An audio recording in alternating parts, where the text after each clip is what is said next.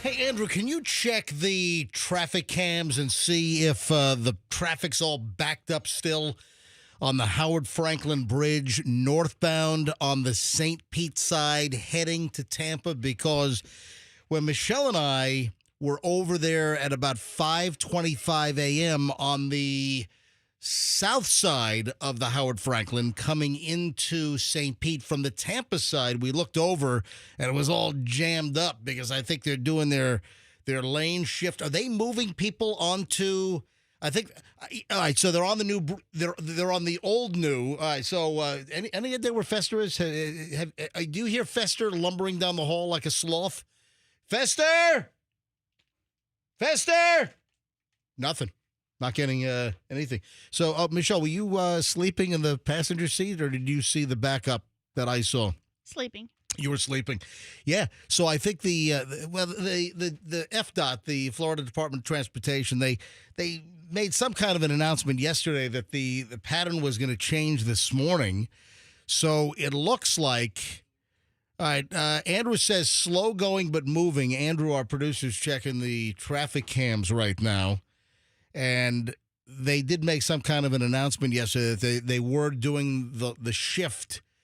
So, because remember, mid-July, about a month ago, they made some kind of an announcement that the demolition of the old northbound was going to take place starting in mid-July. Well, guess what? We're almost in mid-July. For the sake of conversation, I'm going to say that mid-July for us is July 15th. Is that a good call there? July 15th, mid-July? All right, so we're here July 9th, so I guess we're just days away. So they're making the shift. So you know the drill. The new southbound, that's brand new, right? So new southbound is brand new, and the old southbound becomes the new northbound. The old northbound, that gets demoed. That gets demolished. All right, so, we're getting confirmation because it was supposed to happen overnight, but for whatever reason, at 5:25, I don't know if they were still shifting lanes, but I saw a whole, this is 40 minutes ago or so. When I was coming over to the St. Pete side from Tampa, I saw all kinds of blue highway patrol flashing lights, and I saw like the construction vehicle yellow lights or orange lights and the arrow trucks and all that crap. So they must have been still moving the traffic over because it was all jammed up. But now the new northbound is open, but it's not a new northbound. It's the old southbound, so it's the middle span. And then the far outside heading to Tampa, that's the old bridge, which opened in 1960. And it was determined that that bridge was past its regular, normal lifespan, which that's code for it. It's going to collapse at any minute. So So the old bridge apparently is done, and they've moved people onto the old southbound, which I think was built in the late 70s into, I think it might have started in like 1978 or something. And I think it might have been completed in like the early 80s. So that's the new pattern. So the old lowest span, the old northbound, gone. Yeah, there's no Fester. No sign of him at all. No, I hope he's okay because this is very unlike him. Well, the thing with Fester is his health. I'm always concerned about his health because he's not in good health. Let me call him up, see what the hell he's doing. All right, dialing Fester's cell number. It's 605. We've been on the air now for 5 minutes and no sign of Fester. Hello. It's not good. No. That's not good at all. Yeah, that's just ringing. Hope he's okay. Your call has been forwarded to voicemail. Ooh, that's not good. No. Yeah, no sign of Fester. I mean, if he were hospitalized like last night, I didn't get a prep sheet from him last night either. He sent me no email with, his findings from the interwebs. Maybe he was just running late and now he's forgotten his phone. Sometimes that happens, when you're running late. Then you forget your phone, so now he can't even tell anybody that he's running late. Hello. That's usually how he picks up. But he's not picking up. No. Oh, man. And there's no traffic coming from there. Hey. Oh, there he is. Hi, Fester. Hi, so you're alive? Alive, yeah. May I ask what the hell you're doing? It's 6:06. It's 6:06 already? Yeah. I thought it was like 6:03. Are you in the building? No, I'm outside the building still. What are you doing? So there was, speaking of traffic, and I know you were talking about the northbound, southbound Howard Frankland crapola. Hey, do you have text capability on your phone, or can you just like pick up a phone and call us and let us know what's going on so we don't think that you're dead? While I'm driving 99 miles an hour? That sounds like the most unsafe thing I can do. Right, no, don't do that. Are you still out? Why are you still outside? Okay, so a couple things. One, driving in this morning, you know, I get here occasionally just in time. Yeah, like manufacturing, just in time production. Yeah, Right. Fester's a JIT guy. That's where like a factory assembling an item, the parts to make the item arrive from the parts vendor or supplier just in time for production. And sometimes Fester subscribes to that theory when doing the show, just in time for show. All the time. Yeah. Yeah. All right. It's not something. Can you send Andrew to open the front door? Andrew, do you not have a card? I have a card, but I don't know if I misplaced or if I think I left it in the office Hold on. yesterday. I said you have a card. You say I have a card. You don't have a card with you to get into the building, do you? Well, I mean, I'm the owner of a card. Are you in the lobby? Yeah, I'm lumbering up the stairs right now. Andrew, can you go let Fester into the... Holy... This guy's a wreck. So, a mess. coming in this morning, speaking of traffic issues, Yeah. there were like 7 vehicles pulled over on the side of Interstate 275 going southbound Where? at about Hillsborough Avenue-ish. Okay. And that brought everything to a really big creep. Why were 7 vehicles pulled over on 275 South around Hillsborough? You're going to find this amazing. I didn't stop to ask.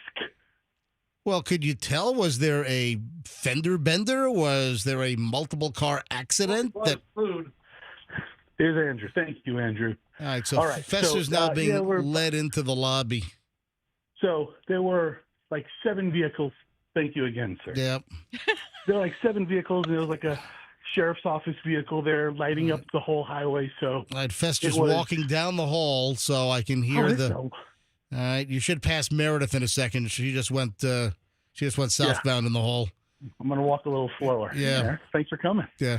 All right. Now, Dr. All right. Fast. So Fester should be walking into the studio so he can transfer from Fester's cell phone to Fester's microphone, and that will happen right now. All right. Hey, I mean, how about that? All right, perfect. So, yeah, there was issue on the interstate, which put me back a couple of minutes. Right, so your Yeah. just-in-time arrival got all derailed, and I would have been on time for the MJ Morning Show if it weren't for you meddling motorists. You know, I mean, that's the life of a JIT employee. Listen, It's the life of a Stop. employee. I don't give a JIT. Yeah. I do give a JIT. I'm here most of the time. just in time. Yes, you Bull- are, Fester. That's bullshit. All right. It sure is. So that's it. That's why you're 9 minutes. You've missed essentially the whole opening of the show. Oh, no. I enjoyed most of it on the car because, hot bridge lane traffic talk really got me riveted. I didn't know. Dude, that's a big deal. It is. I did not know. No, you're saying it in a sarcastic fashion, like No. you're slighting me. No. Oh yeah, I was riveted with hot bridge traffic talk. Not how I said it. No. Sarcastic would have been, oh, hot bridge traffic talk is so riveting. If I would have... Whoa, you did. If I would have known yesterday was my last time driving on that bridge, I might have driven a little slower. Listen, you gave us Oh, Fester, no.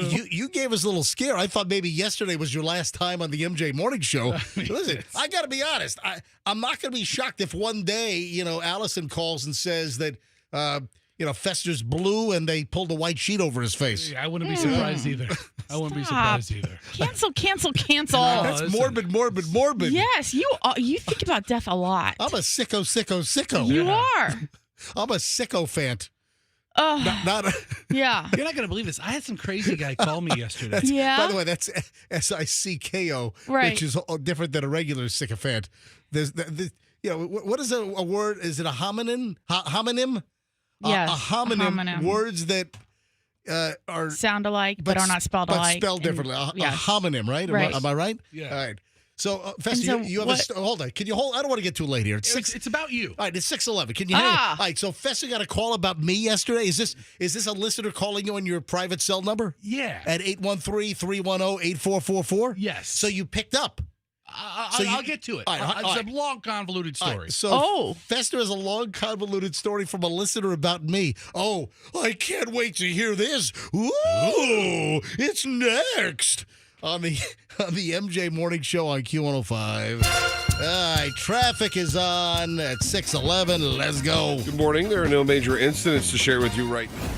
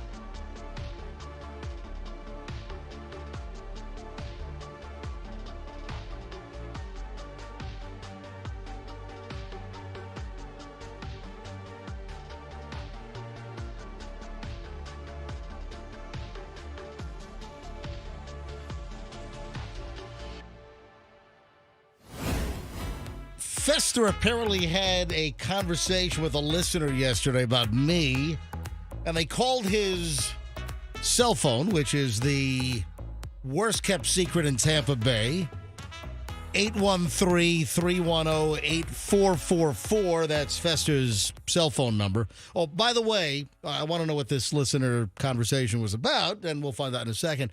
The Howard Frankland Bridge thing.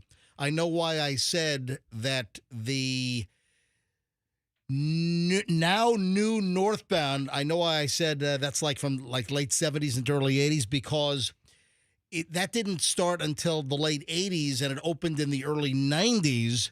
It's because they started planning the second span in 1978. That's why for whatever reason, I had it in my head. Yeah. So again, if you're just tuning in, if you're on 275 northbound from the St. Pete side to Tampa, you're now coming off of the oldest span, the old northbound. That's done.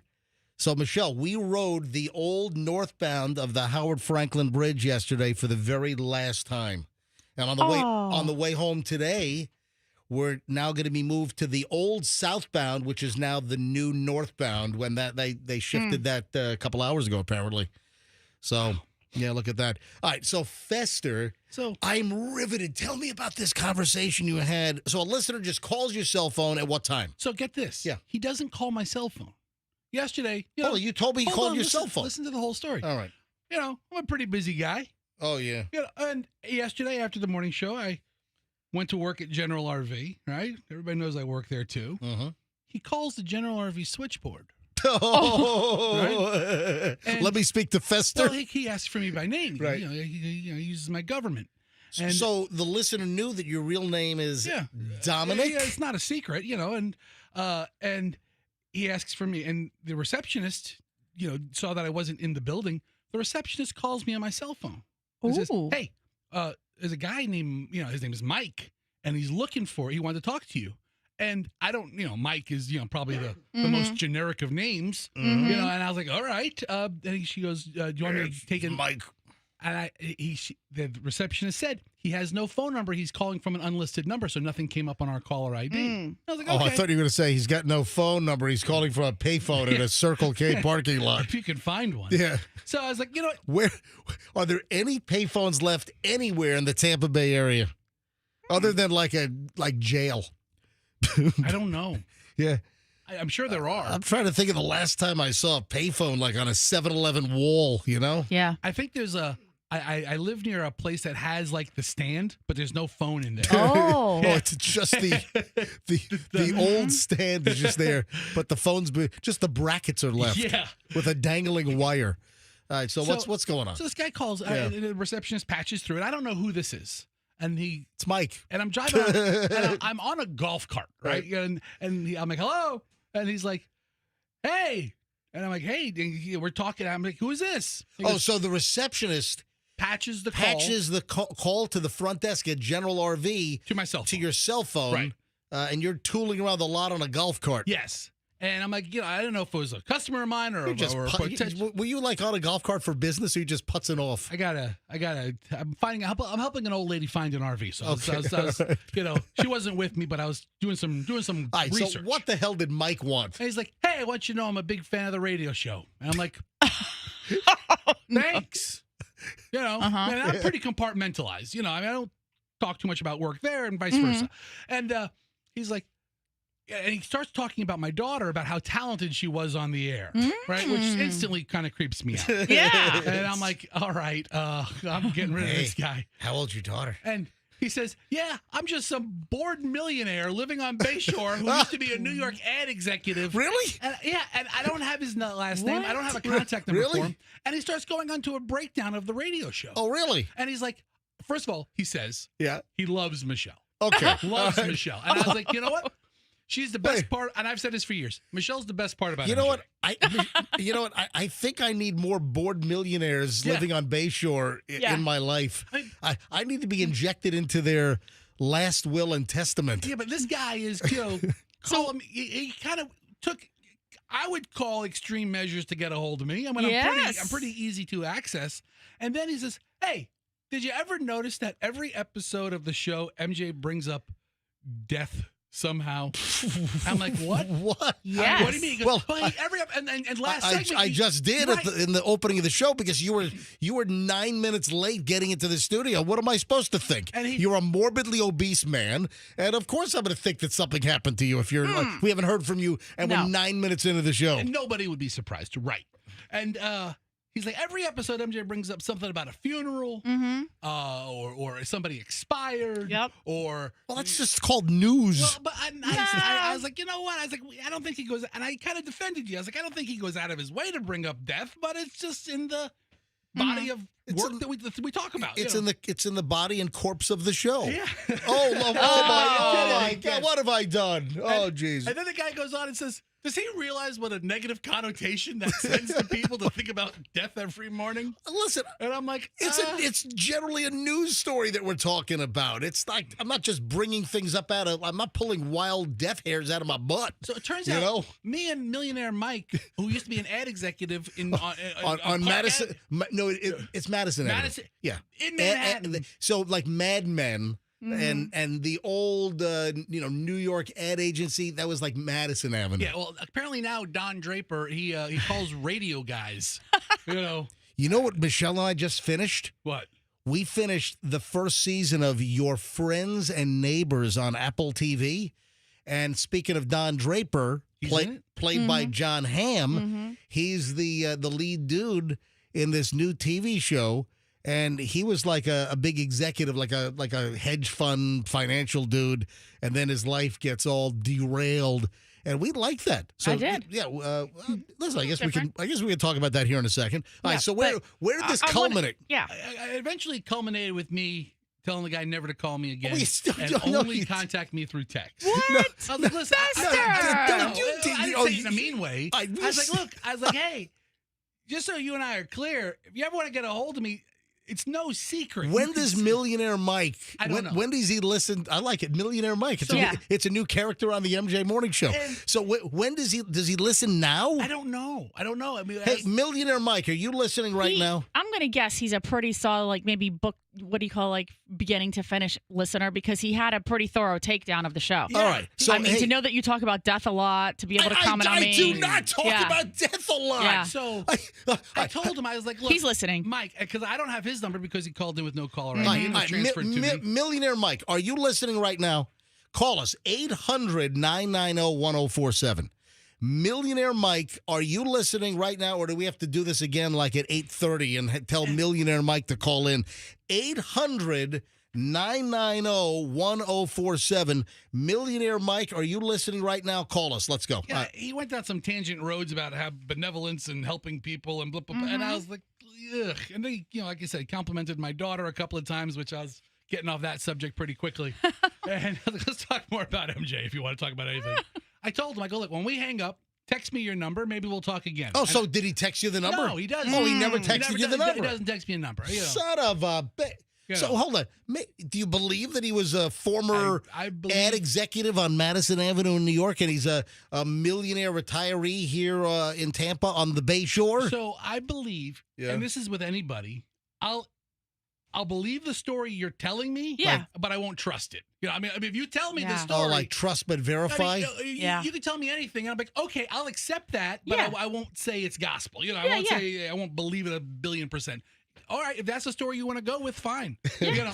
Until proven true or false, I don't care what anybody does. But anyway, he brought up the court, and I've never heard this before. That you bring up death in every episode. I do not bring up. Yeah, you talk about death a lot, dude. No, I don't. Yes, you do. But this guy's point was how it's setting a negative aura or negative energy, and a negative energy across Tampa Bay when we need positivity. If somebody's wearing one of those aura rings, is it like flashing purple or something? I guess. I don't know. No, it's flashing black. Maybe. It's not flashing at all. Yeah. If he dead. was, It's dead. Split me in. It's it's dead. So yeah. Yes, Michelle? if he's really an ad guy, maybe you should take his advice or his constructive criticism to heart here, right? He probably has an idea, like he sounds like he was successful.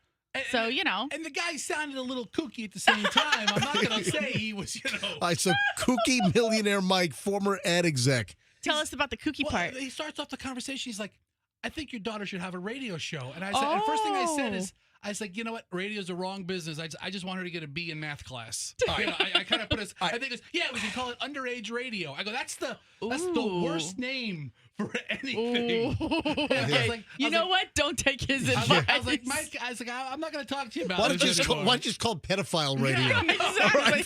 I mean, what the? I thought you were an ad guy. You came up with underage radio. That's terrible, Mike. Who's going to listen to that? Yeah. Weirdo. Why don't you just call it? Hey, you want to see the puppies in my van radio? Yeah. But that evolved to a compliment to Michelle. And then that evolved to you being a death talker. I'm not doing it. I don't just bring stuff. It's a story we're talking about.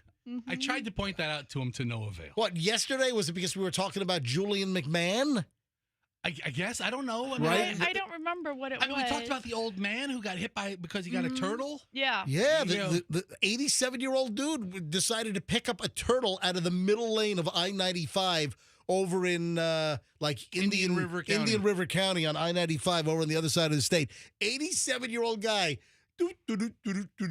gets out of his car, walks into the middle of I-95 to get a turtle, and gets run over. I'm sorry, that's a news story. I'm sorry. It's not a preoccupation.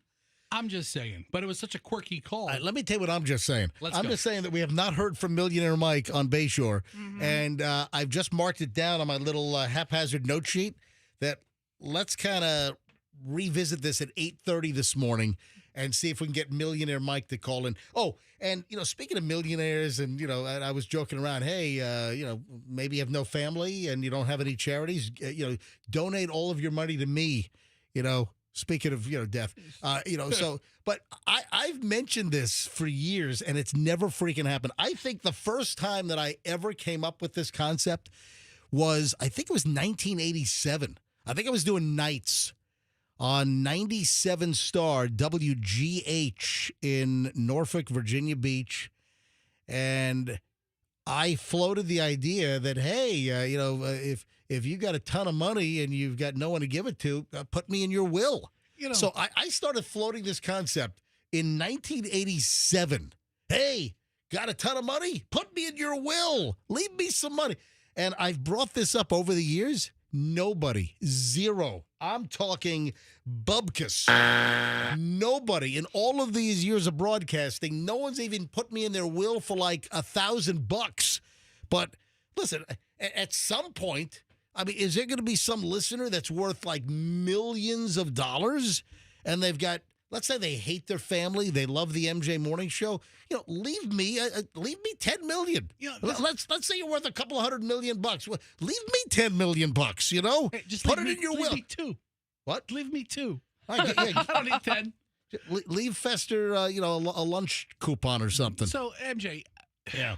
But nobody, Michelle, do you think before I hang up my headphones, before I retire from the radio biz, do you think anyone ever is going to, am I going to get a call from a lawyer out of nowhere saying, yes, I'm looking for MJ or I'm looking for Todd Schmidt? You've been listed in the last will and testament. You think I'll ever get that phone call? No. So a listener will never put me in their will? No. That sucks. It does. Oh, my God. It does. All the free Because entertainment. you know what sucks? When you hear like some millionaire left all their money to like their cat, like that dumb hotel lady up in New York. It was her dog, or remember Leona Helmsley? Yeah. Leona Helmsley. Didn't she leave millions to like her Shih Tzu? What if the person does have a family and they still leave it all to you? What a probate fight that would be. It's like the time Anna Nicole Smith's husband left all the money to her and he had kids and they were like still in their 50s and 60s. That's crazy. That's crazy. That's crazy. That's crazy. All right, man, look at, we're running late, man. Oh, my. So, morons in the news, man. I got a great stack. I got a great pile of morons in the news coming up next. What are you laughing at? She left $12 million in a trust fund to her Maltese dog. Yeah. Then Fortune magazine's 101, they named it in one of their, on a list of their 101 dumbest moments in business. How much did she leave? Well, she left it in a trust, $12 million for the Maltese dog. Okay, I'm sorry, it wasn't a Shih Tzu, it was a Maltese. But then the sum was reduced to $2 million because it was deemed excessive. All right, I'm running. Oh, really? Yeah. So the dog got $2 million instead of $12 million? Yeah. All right, 6:35 at the MJ Morning Show. Early morons in the news next, and good stuff is on the way. Hey, roofing. Everybody, if you're a homeowner, everybody is going to need a good roofer at one point or another. And I'll tell you right now, there are people listening right now to the MJ Morning Show that have a leak, or you need a new roof because your current roof is at its lifespan or beyond its lifespan. Let me tell you right now, if you need any roofing work done, and this includes from a simple repair, a moderate repair, a major repair, all the way through a brand new roof, I can highly recommend Westfall Roofing. They're the company that does work in my house. And in fact, they've done work at my house. And I'm kind of in the zone right now where I probably need to start looking at putting a new roof on my house. So who do I use? I use Westfall. And you should use Westfall. Since 1989, you want a great, honest roofing company? WestfallRoofing.com. That's WestfallRoofing.com. And tell them that MJ sent you. Accident, fall, you call Kemp Law. So we talk about accidents all the time. So like Fester's wife was rear-ended by an Uber in downtown Tampa, and you got the Kemp Law Group representing her. $7,000 in damage to her car. But they also do slip and falls. You could be in one of your favorite stores, and due to employee negligence, you have an accident. You slip on a wet spot, or maybe some haphazard shelf placement. Something's precariously perched, and it falls on you. Listen, it does happen. You might like a store, but if you're hurt, if you're laid out on your butt and you're hurt, listen, you deserve to recover. So that's the deal. Accident or fall, you call Kemp Law. I mean, maybe you're in a parking lot and you fall into a 9-foot hole that hasn't been paved over. You call Kemp Law. You don't pay a dime until they recover for you. It's KempLaw.com, and tell them that MJ sent you. Morons next. MJ Morning Show back in a sec. No major incident.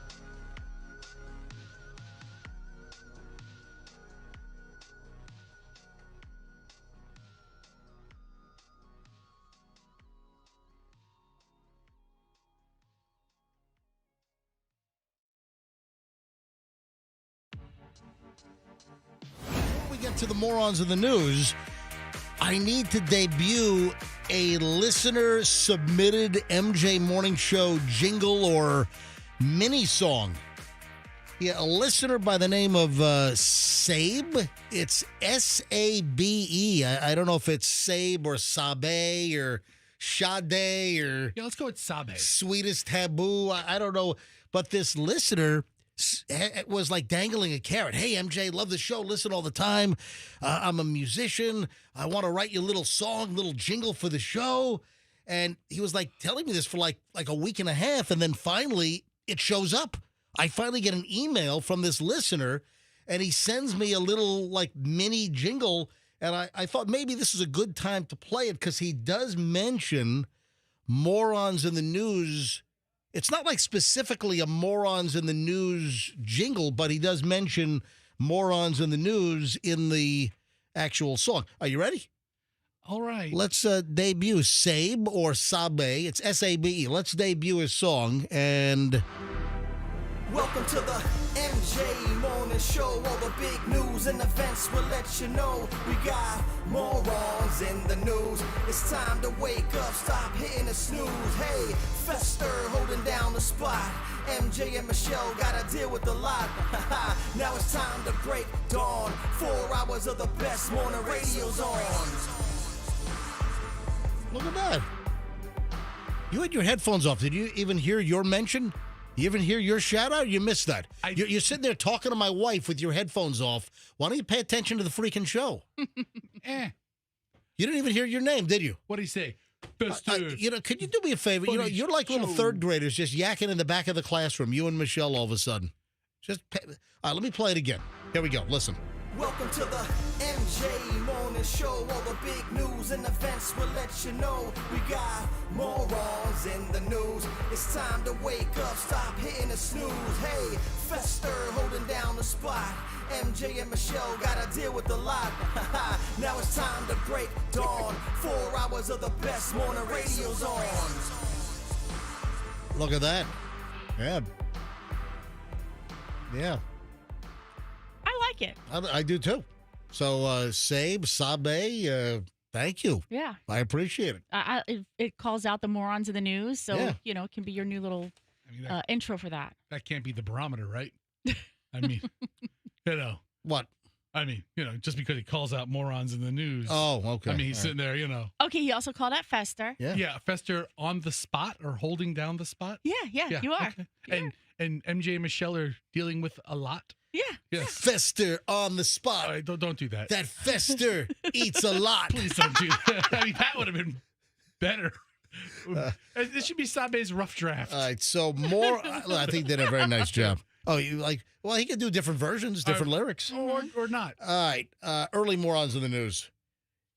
As far as radar goes, like weather radar, that Fox 13 Sky Tower radar, that's very, prominent. It's very visible on Kennedy and South Tampa. Does that work? Is that the real tower? That's just a prop. That's what I was wondering. That's a big, giant prop. There's nothing in there. It's hollow. It's like you don't see radio towers in the middle of downtown unless they're on top of a building. No, I've actually been up in that. Okay, that's a real thing? Yeah. Paul Delgado, years ago, 20 years ago, Delgado took me up into the top of the Sky Tower. Mm-hmm. Seriously, I've been up in that damn thing. And I think I got a brain tumor from it, to be quite. All kidding aside. There's a lot of magnets in there, isn't it? It so- looks like an MRI machine or something, right? That's Yeah. got a. Yeah. All right, so here's the deal. So when you think of weather radar, you see all the weather radar, and all the splotches and images on TV. And, Yes. these days, most everyone has a radar app or a Right. weather app on their phone. You get to see the yellows and the blue, the purples and the reds and the greens. The and greens are like light rain. Yeah, the blue and green are the lighter rain. Then you get to the yellows, the oranges, the reds. You know what the worst is? Magenta. Yeah. All right. It's really a All right, so bad weather. why the hell am I bringing up weather radar in morons in the news? Well, it's not a local vandalism, but out west in Oklahoma City, some maniac climbed the fence at News 9 and vandalized their radar power supply. I guess they have their own weather radar out there as well. Yeah. And, that's like Tornado Alley out there in Oklahoma City. That's where you'd want to have the radar, right? Exactly. Investigators at 9 News in Oklahoma City say that Anthony Tyler Mitchell is the man seen on surveillance footage destroying the power supply to News 9's Next Gen Live radar. What the hell? What does this guy have against Next Gen? Maybe they said no rain and there was a tornado and EF4 rolled through his birthday party or something. Maybe he's all pissed off at some inaccurate forecasting. What's this guy thinking? The guy climbed the fence at Channel 9, News 9 in Oklahoma City, and busted the crap out of the power supply that feeds their Next Gen Live radar. He's lucky, I guess, right? He didn't get, he could have gotten electrocuted. zapped. Yeah. Police said that Anthony Tyler Mitchell, 39, was arrested on complaints of destruction of property and violating a protective order. Those complaints are unrelated to the radar vandalism. Wait a minute. So he has other additional destruction of property charges. Cops say they began investigating a report of destruction of property, I guess, earlier this week. Mitchell was arrested and booked into the Oklahoma County Detention Center. Investigators tell News 9 they believe that Mitchell is also the man seen on surveillance footage destroying the power supply to their radar. Look at this surveillance footage. Yeah, I know. Just creeping around. The guy just pulls up on a bicycle. He pulls up on a bike. Is that a 10-foot fence? That's a pretty tall fence. They got a high chain link fence, and it looks like they've got a tower for their radar. And this guy busts in, and he destroys the power supply. This guy could have been zapped. So I'm just telling Fox 13, with the Sky Tower on Kennedy, be very, very careful, folks. So the surveillance, they've got full video. And, he's wearing, what's that shirt? What's that dog shirt, Michelle? What brand is that? Martha's Vineyard or something? I don't know. So the guy's wearing that. Vineyard and Vine? No, they use don't think it's a whale. That's a whale. They use a whale. It's a black dog. They use a fester for that. I think that's just the... there's a black dog logo, and I've seen this on clothing. Yeah. He's wearing this, and he's climbing over the fence. In sandals. Are those sandals? There's like slides. Yeah, he's got slides on. And the video just has, did they just blotch out his crotch? I think his wiener fell out. Seriously, they just put a blotch. They put a blotch on. Seriously. They did. My gosh. Look, they put a blotch on his crotch. His wang fell out. He's got no panties on. As he's climbing the fence in gym shorts, his wiener falls out of his pants. They got to put a crotch blotch on it. I mean, the last thing I want to do is hop a chain link fence with no underwear on. It looks a little painful. You got the twisty, pointed parts at the top, man. Mm-hmm. That could get all jammed up in that junk. So they've got to, perfect. Oh, what is it? It is. It's the black dog. The black dog. That's all it is. Yeah. It's the black dog clothing line. Yeah. And he's wearing the shirt. Yeah. I mean, the video. It's like the guy is posing. That's how good this video is. As he climbs over the fence. What does this guy have against Channel 9 in Oklahoma City to bust up their weather radar? He's trying to get the attention of the lead female anchor at 11. So he climbed the fence within minutes, disabled a key power disconnect, smashed the power meter, broke into the generator's transfer switch control panel, destroyed that. He then targeted the site's security cameras, but they already got him on video. Yeah. So then he destroys all of the cameras. He smashes their surveillance cameras, but they already recorded him. They already have him on the hard drive, climbing the fence and wrecking everything. Look at this. He grabs the camera, breaks it. Yeah. He rips the camera off the mount. The camera's going all, it's like the camera's going, yeah. By the way, I'm roughing up the MJ TV camera. Hang on a minute. So get this. He jostles the camera. All right, hang on a minute. I've jostled my camera. He manipulates the camera at this Oklahoma City Doppler tower. Yeah. And it's still pointing on him. Oh, yeah. He just herky-jerked it around, and then it's actually giving a better angle of the power supply, and it shows him abusing the power supply. What is he doing? It's like he's... like he's drunk. He's like howling to the moon at one point where he just like throws his head back to. I like this guy a lot. I've totally effed up. mean, I've totally screwed up my MJ no. morning show. I think you might have compromised your tripod. Yeah, that's what Michelle said. Okay. I mean, Yes. Okay. All right, hang on, it's too high now. I have to readjust. MJ TV. All right, I think I got it now. you got it? You'll be all right. All right, nobody move. I got to readjust the picture behind me. That's all cockeyed. Look How'd at that that. happen? Has that been like that all morning? No, I think I rammed my bag and chair into it. Anyway, what a schmuck, huh?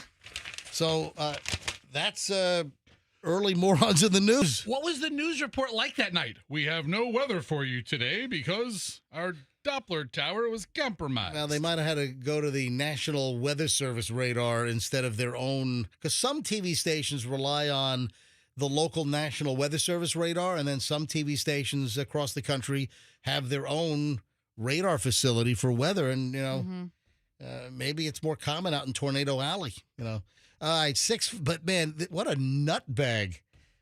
Did I only get to one morons in the news story? Yeah, all right. Well, I still have more. Maybe we'll do a few more morons when we get back. Oh, you know that that Alex Cooper, that podcaster with minimal talent that's making like $1 jillion a year? Yeah. Alex Cooper? Yeah. I'm not familiar with him.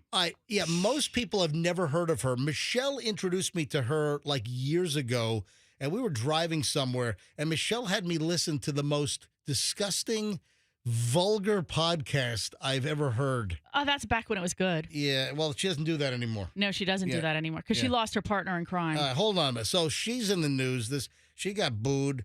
And then a new breakfast cereal that I don't know if anybody asked for. So it was announced yesterday, a new breakfast. This is a major brand as well. Who the hell asked for this? All right, that and a whole lot more next on the MJ Morning Show here on Q105, 104.7 FM. Air conditioning woes. What do? You call Plan B AC. I'm going to tell you right now, you will have an air conditioning problem. At some point, your AC is not going to do what you want it to do, and that's going to be blow cold in the middle of July. Or it could be August. Who the heck knows? But when your air conditioning goes out, who do you call? Plan B Air Conditioning. What's your plan? It's Plan B. Go to planbairconditioning.com, or you can call them at 813-PLAN-B-AC. Just use Plan B at my house. I did not need a repair. I needed a whole new system. In most cases, they'll repair your unit at a very fair price. In my case, I needed a whole new system. It was just old and the parts were out of warranty. And they put in a new Daikin system in my house, one of the zones, and it's fantastic. Mention me, MJ. They'll give you 10% off. Any air conditioning problems, you call planbairconditioning.com and tell them that MJ sent you. What about your windows and doors? Listen, we're here in Florida. The climate can be brutal, and many homes need window and door replacements right now.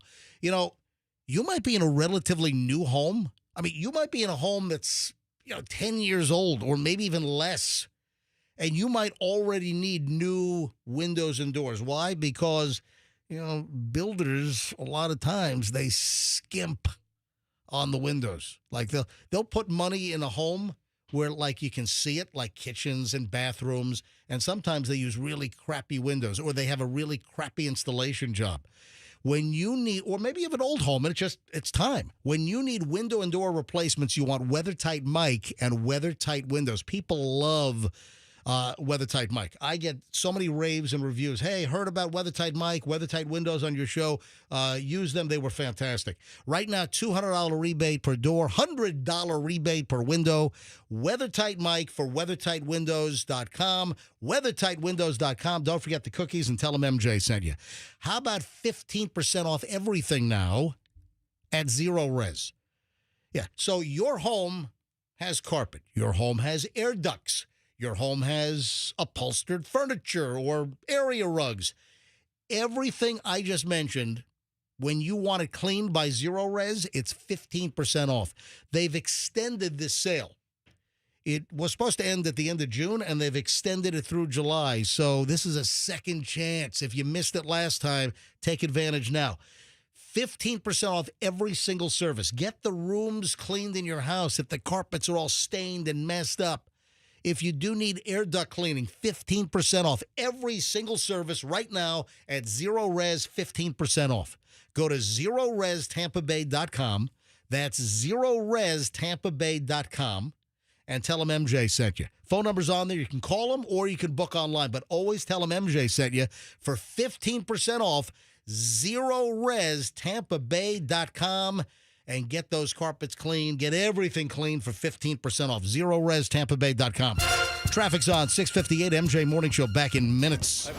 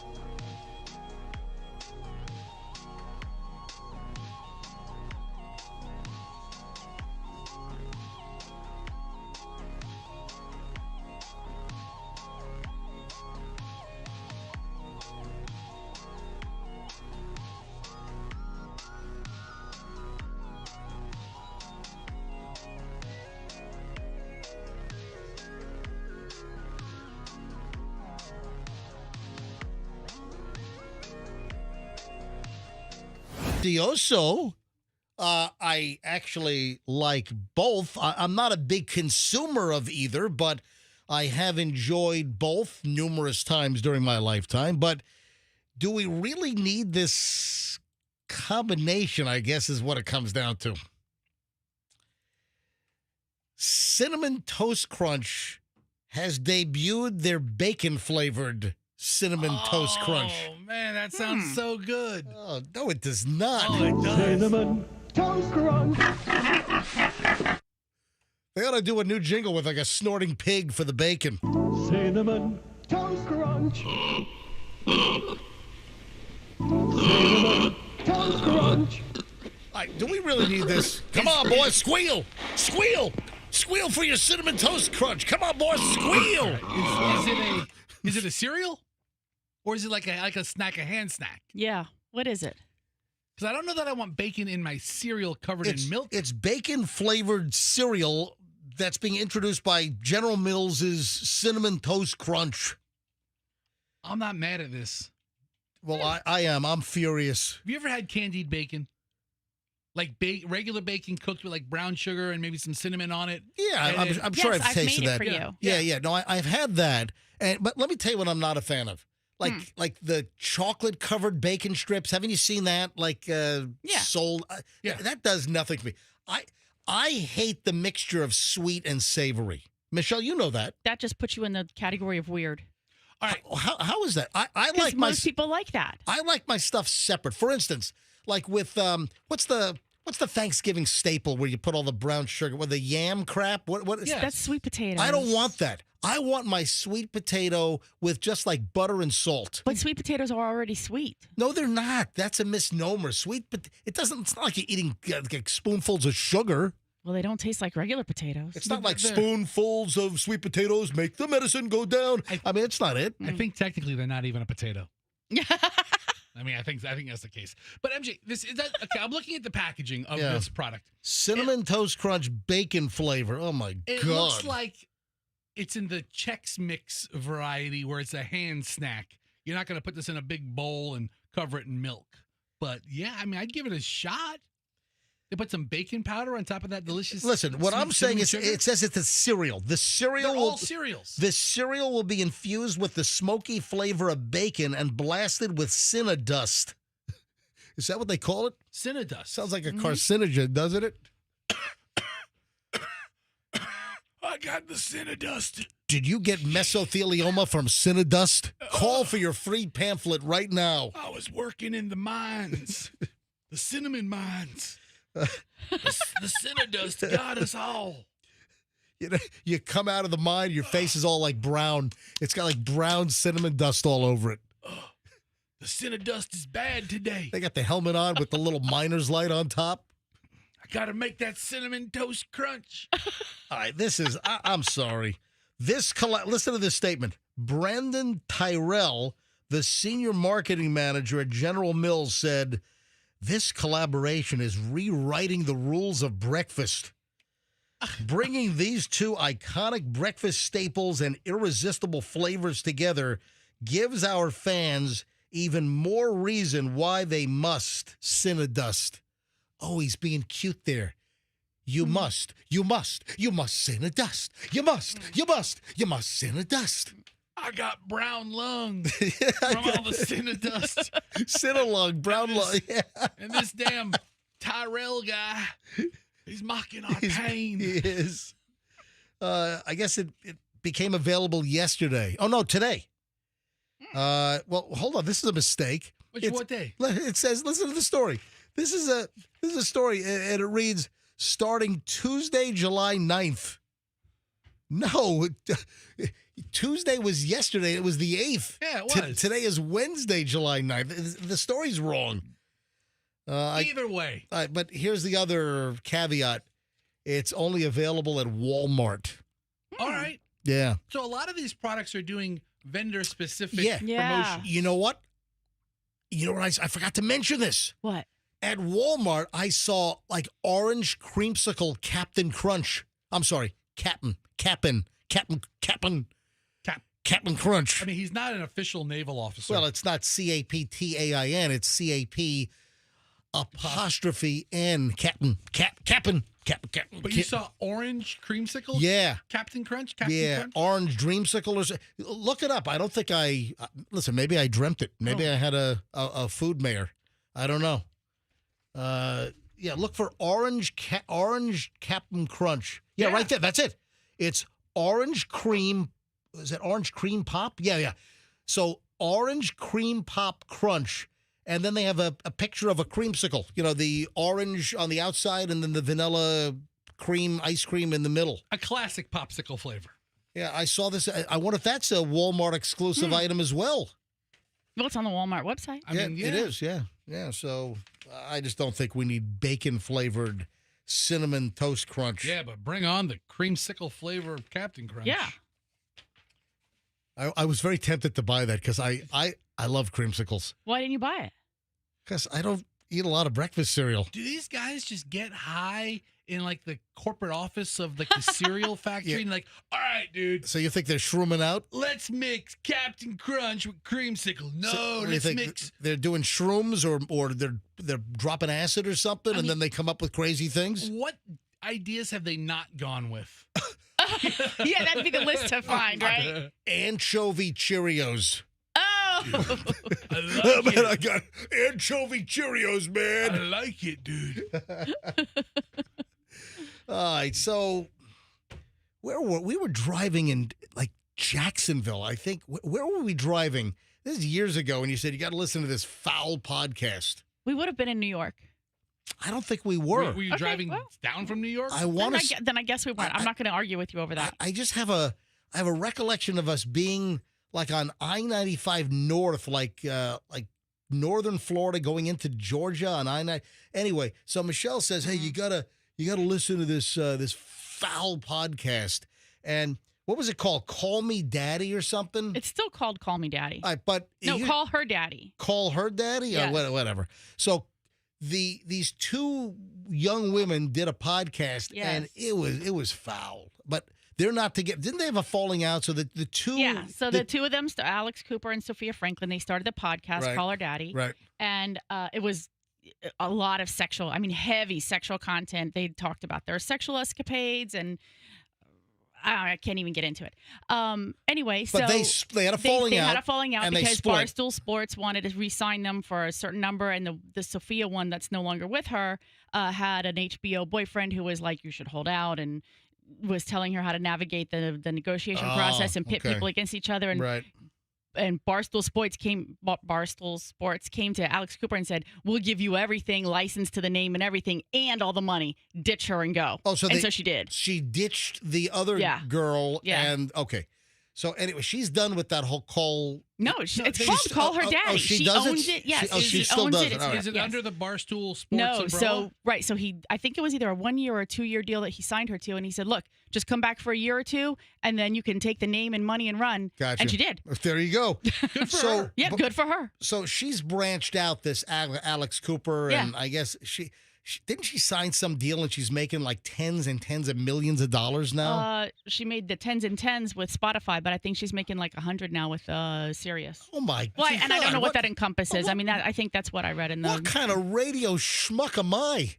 I mean, well, she has products now, and she's done a docu-series with Hulu, I need products. Yeah. Only if you had a kid in film school that can do a docu-series Yeah, on you. I need products, and I need a Hulu tie-in. Yeah. So I feel like a radio schmuck over here. So she seems like a force in media. Anyway, the reason why I'm bringing this up, for females. Good. apparently That's awesome. she was booed out of Wrigley Field. Yeah. For what? She did the 7th inning stretch, take me out to the ball game, and it was apparently awful.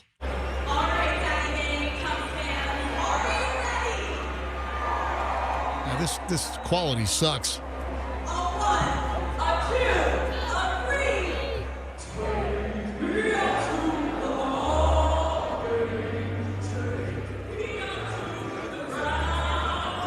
Oh, she's mocking it. Oh, here come the boos. Oh, she's made. Oh, you don't piss off. You know what? Don't piss off Cubbies fans. Don't Don't mock the seventh inning stretch. Don't mock the take me out to the. Who was the old dude with the gigantic goggles? Harry Carey? Yeah, that the guy. Legendary broadcaster?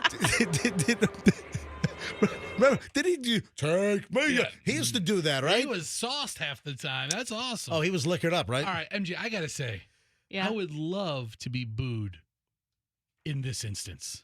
Why is Because that? it's a joke. It's all a joke. Take me out to the ball game at the seventh inning of a Cubs game where everybody's half blasted, and she did it. She didn't do a great job, but of course you mock it. No, she like deliberately. Yeah. I would deliberately mock it. MJ, the joke is the joke.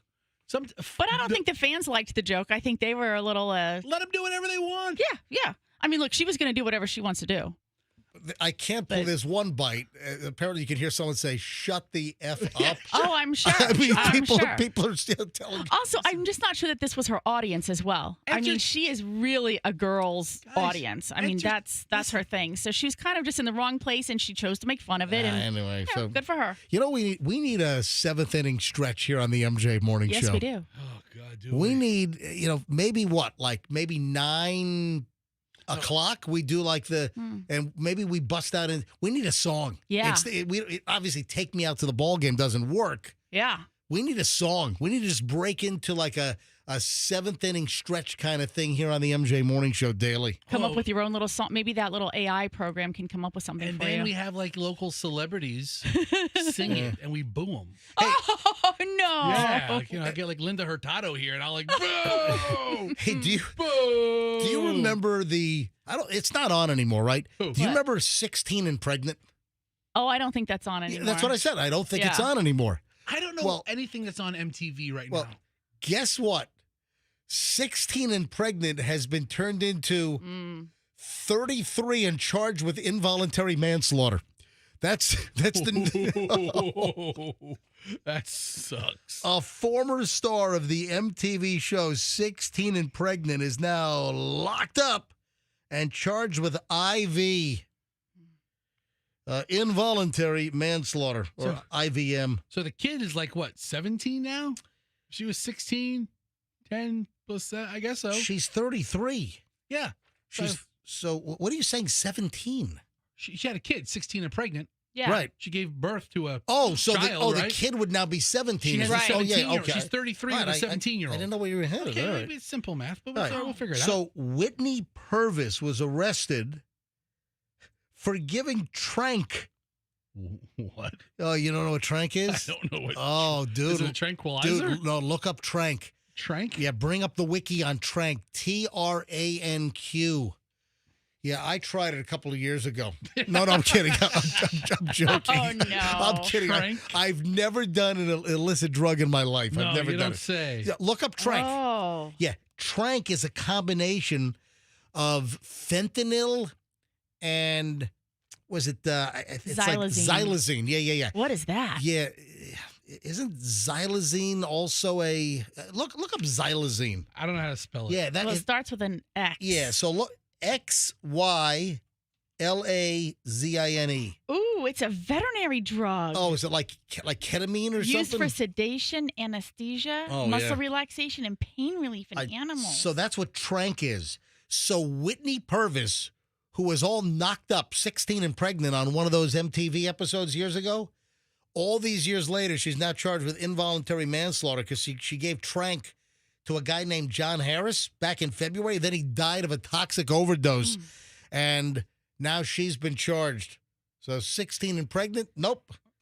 Did you see maybe 10 to 15. Did you see the before and after of her? Oh, like yeah. the picture from when she Oh. was on the show to now her Oh, yeah. mugshot now? Oh, yeah, she's grotesque. Wow. Yeah, she's scary now.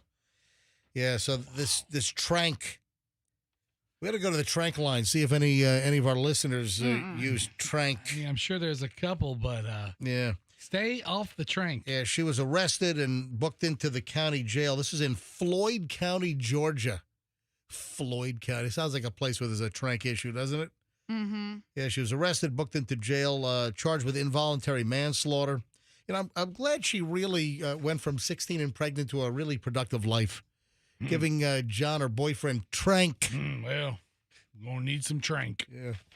Let's have like a vacation, like an all like a resort. What are those all-inclusive resorts? An all-inclusive vacation. All the trank you can do. The Trank Train. Where you visit the hills of the Appalachia. The trank Yeah. train. The Trank Train. Hey, I saw a headline. I'm not doing this story because it's like I'm not going really in depth here, but I saw something that just made me laugh. And, we all need to laugh, right? So the story's about a whacked out driver that drove through the streets. It happens to be downtown Boston, but that's not why I'm doing the story. This maniac driver, I got to figure out how to incorporate this. Maybe, folks, I'm going to tell you right now, you might hear me incorporate this into future episodes of the MJ Morning Show. Mm-hmm. So this nutbag driver, all whacked out, maybe on trank, starts bashing into all kinds of cars all over the place in this part of Boston. They're driving down the road. They're just ping-ponging. They're pinballing off all these cars and hitting everything in sight. It was a police chase through downtown Boston. But here's what I heard that I really liked. The cops said this is from one of the police spokespeople. Quote, "The driver was hitting everything but the lottery." That's funny. That's funny. I got to, you get into a future story about some kind of, smash them up and just hitting everything.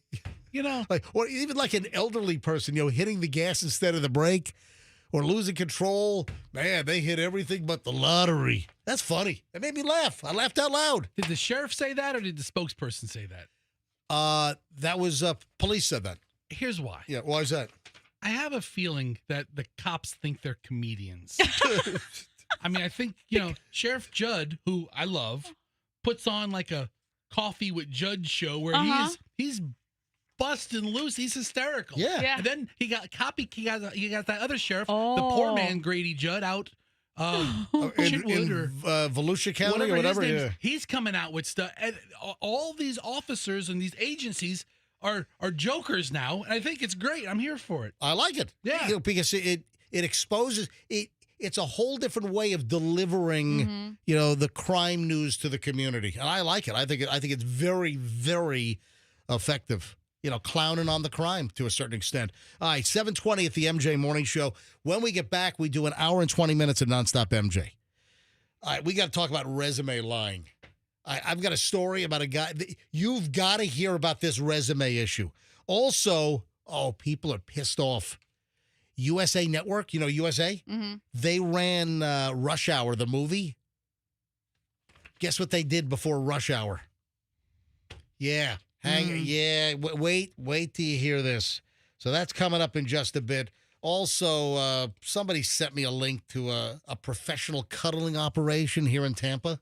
Ooh. Yeah, professional cuddler in the Tampa Bay area. All right, we got a lot of stuff. That's not even scratching the surface. Oh, also, I am so pissed off. A product that I love and rely on, they changed it. I'm incensed.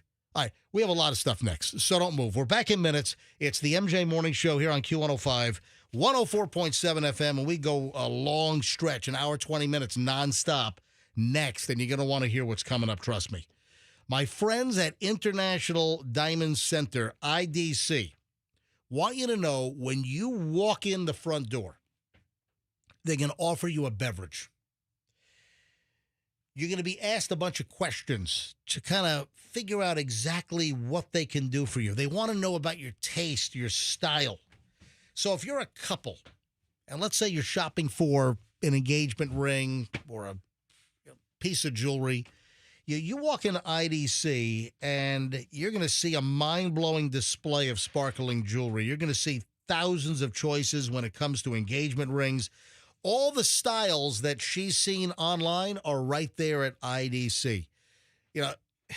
Engagement, they ought to put the IDC label and logo in the word engagement because that's where you want to go for the best selection. They've got all the top designers.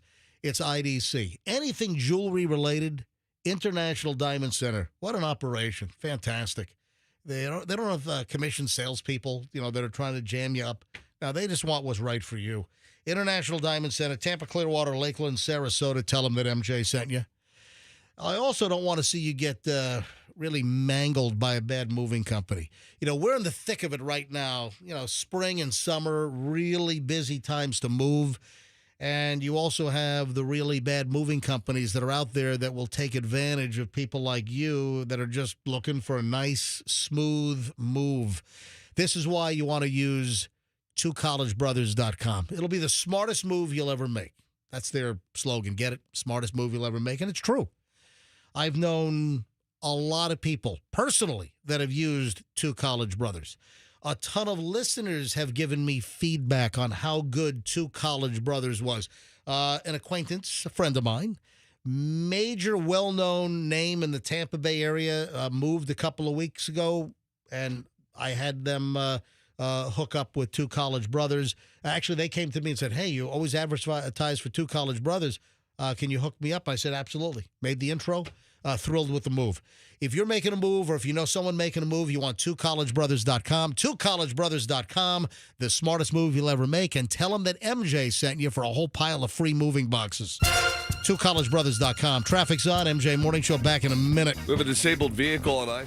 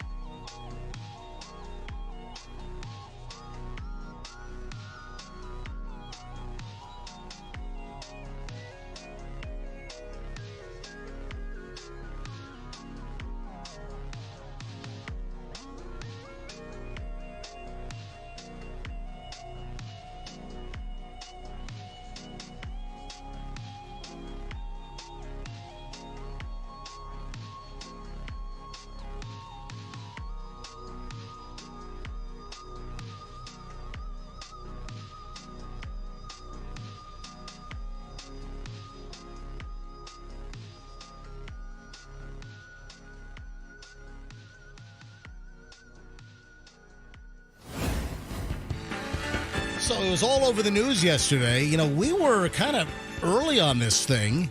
It kind of came out of nowhere that the TSA suddenly, you don't have to take your shoes off if you're like a regular schmuck traveler without TSA pre-check. I'm sorry, I don't mean to put it, folks. Let me tell you right now. Hold on. There's a lot of schmuck travelers out there. Listen, if you travel, you know, even a moderate amount, if you travel just once or twice a year, I mean, for $85 for 5 years, you ought to get TSA pre-check. All right, I'm sorry, I take that back. Do not get TSA pre-check. If you're listening to this show, it is a total waste of money. Whatever you do, do not get TSA pre-check. I hate going to the TSA pre-check line at Tampa International and virtually having no one in line. I hate whatever you do, folks. Do not get TSA pre-check. It's a total ripoff. Do not get it. Anyway, so we mentioned this yesterday, and we actually had a firsthand account because yesterday was Tuesday, and on Monday it went into effect. Yes. On Monday, the TSA stopped having passengers not TSA pre-check take off their shoes. Because for years, you know, post 9/11, I think it took years to actually implement. But, you know, after 9/11, you know, we had the shoe bomber, that Richard Reed guy that tried to blow up his shoes and take down an American Airlines jet over the Atlantic Ocean from Europe to Miami. I think it was, Paris, France to Miami. He tried to blow up a wide-body, you know, American Airlines heavy, you know, a 767-300. And luckily, he had like a chronic sweaty foot problem, and his feet were so sweaty that it dampened the fuse. He couldn't light his shoes on fire to blow the freaking plane out of the air and kill 200 people over the Atlantic Ocean. It gave everybody some time to react to the guy. So after that, we had to take our shoes off at TSA. And then on Monday, it stopped. Over. And then we called Allison, Fester's wife, yesterday because she flew on Monday out of Southern Illinois visiting her cousin. Her wacky cousin. Yeah. And I said, Allison, did you take your shoes off? Because she doesn't have TSA pre-check. And she said, no. Her lovely cousin. Yeah. So Allison was the first day of no shoe removal at the regular line at TSA. So how about that? All right, we got to talk about this resume deal. And I'm sure we can get some phone calls on this. I read an item that this dude says the key to landing a job is building an amazing resume, and in his case, not one word of his resume was true. Do they even call people anymore on resumes? Some do, some don't. Listen to this. And it's also like a Gen Z thing. This dude, Noah Reedy, said the trick to getting a job is to Pinocchio your way into the job. That's his language. I mean, once you're in. Pinocchio your way. Lie. You know, that's the nose going. He said not one freaking word on his resume was accurate. Wow. And apparently nearly half of Generation Z, born 1997 to 2012, is lying on their job applications. That sounds right. I mean, I've always heard of, fudging a couple of things like, overemphasizing responsibilities or things you've accomplished at jobs. Well, it used to be called puffing. Yeah, puffing your resume. But this guy's outright lying. You can probably have AI write you a resume for the ideal candidate for this job, and it'll spit out 15 things, and you just take your favorites. We ought to have AI write a song about lying about everything on your resume. I don't know. We ought to have the AI song generator do that. So this guy shot a little video. I don't need to play his audio, but he shot a video, put it up on social media, and this dude, Noah Reedy,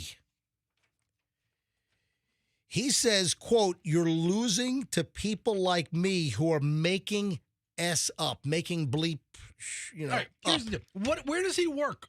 He said, I've been job searching lately, and I have to be honest, it's going pretty well because not one word on my resume is true. It's all effing made up." That's a quote from him. Everything. He says, be your own reference and see if they figure it out. So one of the things, if you want to put references down, Be your own reference. I've always thought that. what do you get, a burner phone? Yep.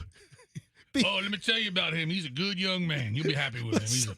I've known him since he was a whippersnapper. Let me tell you, he comes from good stock. Oh man. My gosh. Be your own reference. Absolutely. He says the best jobs that he's ever gotten were all based on lies, and lies. You know, I want to go to phones on this. I can't. Let's go to the resume liar phone. So what's the worst thing, or not the most impressive thing that you lied about on your resume to get the job you wanted? Yeah. Did you ever get caught? I mean, there were a Yeah. couple of angles here. So were your references, or did your place of employment that hired you, if you lied on your resume, did they ever check you out, or were you caught? I mean, this can go one of two ways. Do we have any listeners right now that subscribe to lie on your resume? See, I've never gone to those websites like Indeed or ZipRecruiter where I had to upload a resume. I've never found employment that way. I've always, radio's Yeah, it's kind a of unique. little different animal, exactly. But even I can't remember the last time I filled out a job application. But there was like people to people relationship. You'd check in with the manager of cash and carry. Oh, you're hiring baggers today. Yeah. But now there's no interpersonal relationship. You upload it and then like a bot scans it. I haven't given out the number yet, and phones are already ringing. Call us if you're a resume liar. Have you never been caught? Have you been caught? Or, what have you lied about? I'd love to hear what you made up on your resume. I mean, I hope you didn't apply for a job at Southwest Airlines and said you flew for United for 15 years. Yep, top of my class at aviation school. Here's the number. 800-990-1047. Love to talk to you about resume lying. 800-990-1047. Yeah, this dude, Noah Reedy, lied about everything, and he's gotten his best jobs that way.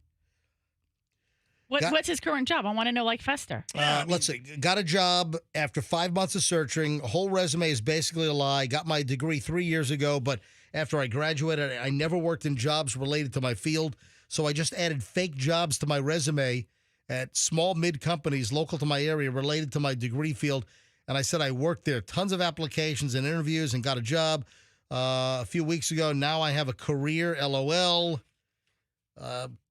Lie. That's what he says. But it doesn't say. Until you get caught and found out, right? Who catches you? Once you're in there, once you're hired, and you know where the coffee room is, and you're friends with the secretary and Beth in accounting, who goes back and checks resumes? Nobody. Yeah, nobody audits resumes from 2 years ago. I know, and listen, the phones are loading up here. Andrew's got every line is ringing or screened. I'll go to calls in a second. I know that there have been cases where people lied about their education background and that it was eventually discovered. Yeah. And there have been, I'm trying to remember, I think there have been some high-profile cases where people lied about, whether they went to college or not or what their degree was in. And I'm sure there are plenty of people that lie and they're never discovered, but there are times where people's education, you might be working for a company for years and they discover you lied about your educational background. And I want to say that I've heard stories where people were fired years later. Yeah, it sounds right, but still, I bet you the vast majority never comes back. I'm not talking about high-profile jobs. Right. I'm talking about, working in, research and development of some, widget company. All right, 7:38 at the MJ Morning Show. And lines are jammed. All right, hang on. Let me grab Tammy in Bradenton. Tammy up first on the MJ Morning Show. Go ahead, Tammy. Hi, good morning. I love you guys. But so this isn't my resume. It's my sister's. And she lied on her resume that she was a CPA and that she got her bachelor's and her master's. Everything. They never fact-checked her. Whoa, hold on a minute. Hold on. She never got a master's or a CPA? No, she's not. She never even went to high school. She didn't even finish her AA. Whoa, hold on a minute. She was hired in an accounting position, and she never even went to undergrad for accounting, never got her CPA, nothing? Only high school. And she still makes over $100,000 a year, works in St. Pete. And the doctor, he's a plastic surgeon, and she does seriously. You might be giving out just a little bit too much information. Yeah, sorry. Sorry. Well, it's not. Don't be sorry to me. Your sister might clobber you. If I'm a St. Pete plastic surgeon driving into surgery today, wondering how my CPA isn't that sharp. How long has she been in this position? 3.5 years. Wow. I mean, is she competent? Is she able to do the job, or is she fudging stuff up? Smart. What? She is. She's very smart. She does her job. She does her job, and I think that's why I don't know. But my husband, my late husband, but he passed. But he has his MBA, and he never understood how my sister got away with it for so many years. Well, she's still getting away with it. I mean, I know. And guess what? Later today, she's going to say, and I would have gotten away with it if it weren't for that meddling MJ morning show. Yeah, my sister Tammy ratted me out. We know so many details, Tammy. Hey, the plastic surgeon's going to rip the mask off. See, I'm not good at this stuff. I'm not That's a liar, okay. Sorry. No, don't be sorry to us. The content's great. I'll take this crap all day long. We love you. Yeah, no, we love you, Tammy. Thank you. You're welcome. Have a great day, guys. You too. I mean, you got to think, MJ, office bookkeeping work, it doesn't really require a CPA, so she's probably doing the job exceptionally. Gary's in Lakeland. Gary, you're on the MJ Morning Show. Gary, did you lie on your resume? Yes, sir. How badly did you fibble, Gary? It was basically my education. I got plenty of experience, but they just wasn't going for without education, and I applied for jobs. I got all the the experience or anything like that. They just wanted education. And did they want what, like a trade school or a 4-year degree? Yeah. What did they want? Yeah, in engineering. So I put a bachelor's in engineering, and I've got the jobs. What school did you allegedly get your bachelor's in engineering at? South Florida. University of USF? Yep.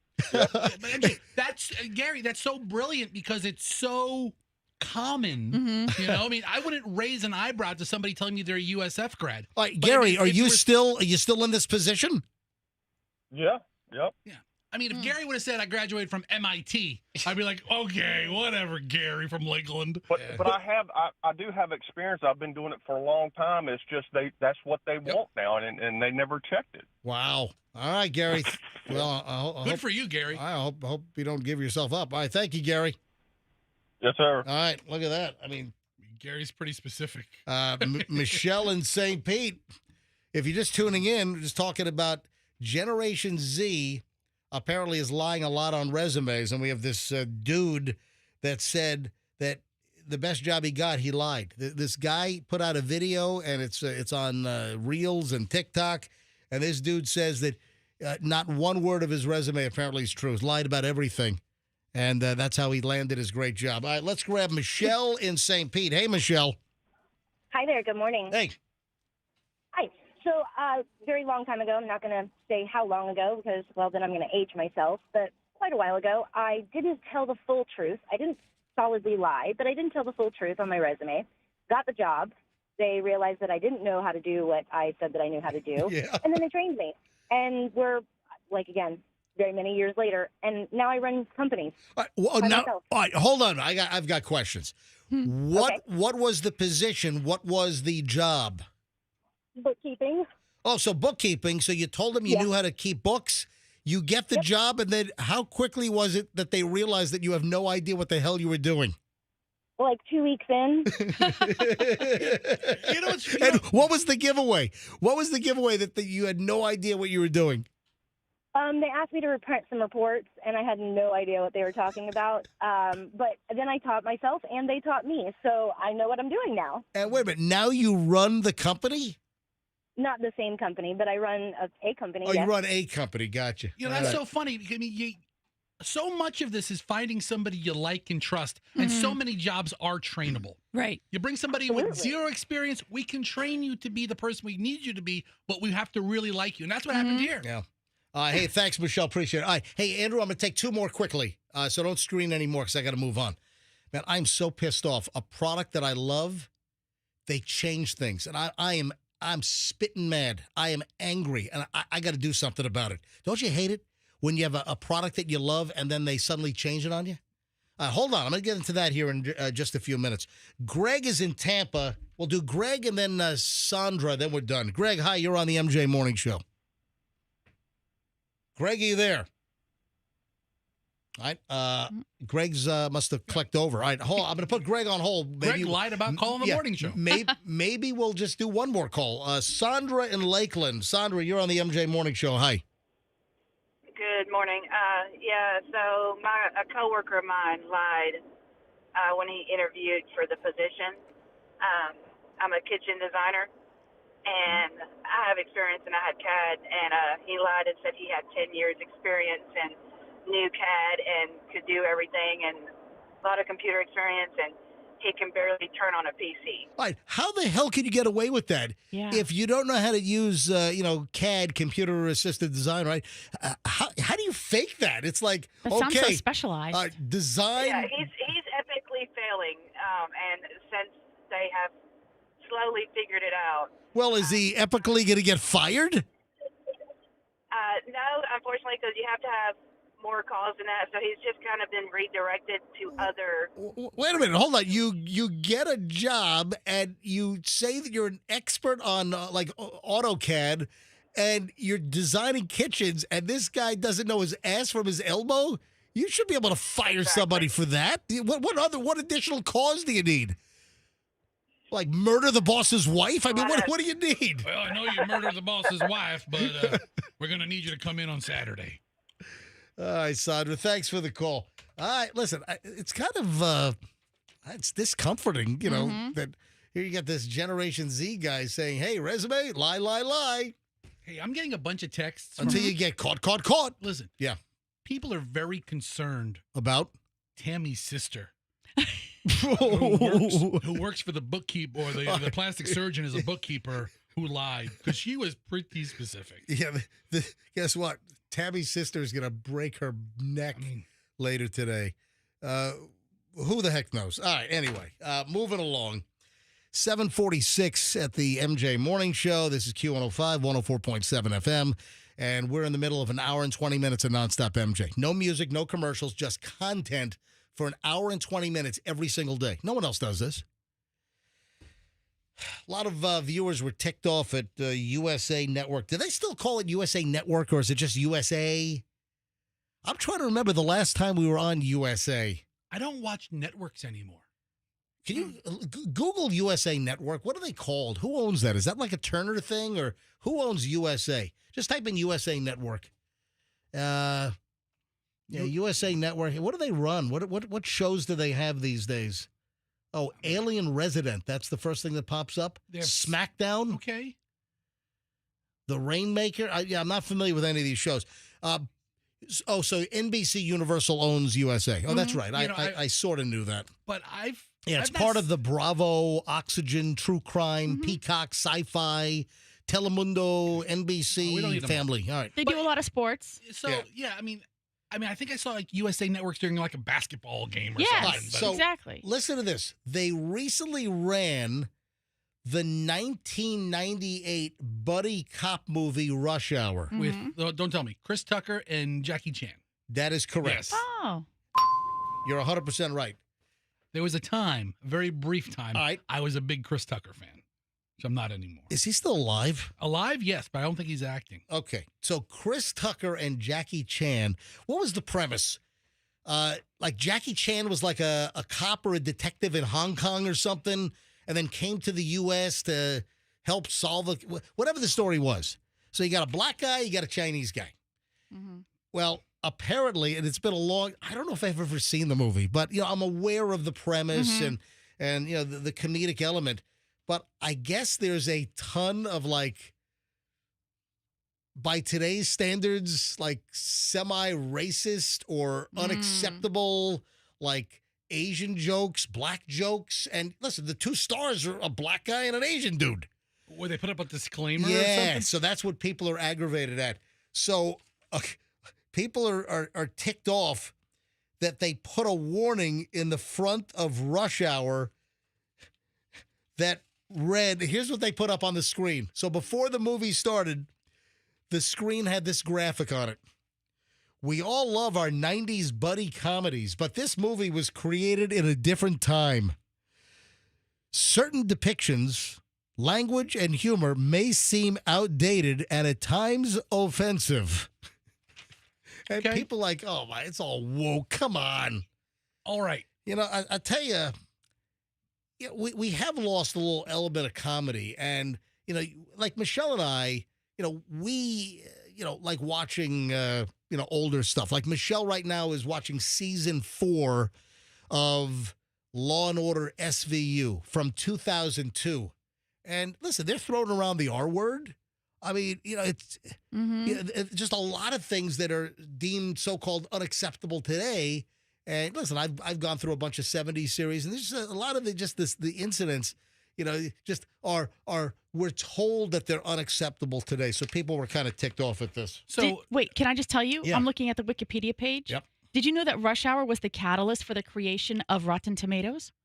Are you serious? I mean, yeah, because a fan of Jackie Chan's, right? It was inspired to create the website after collecting all of the reviews for his movies.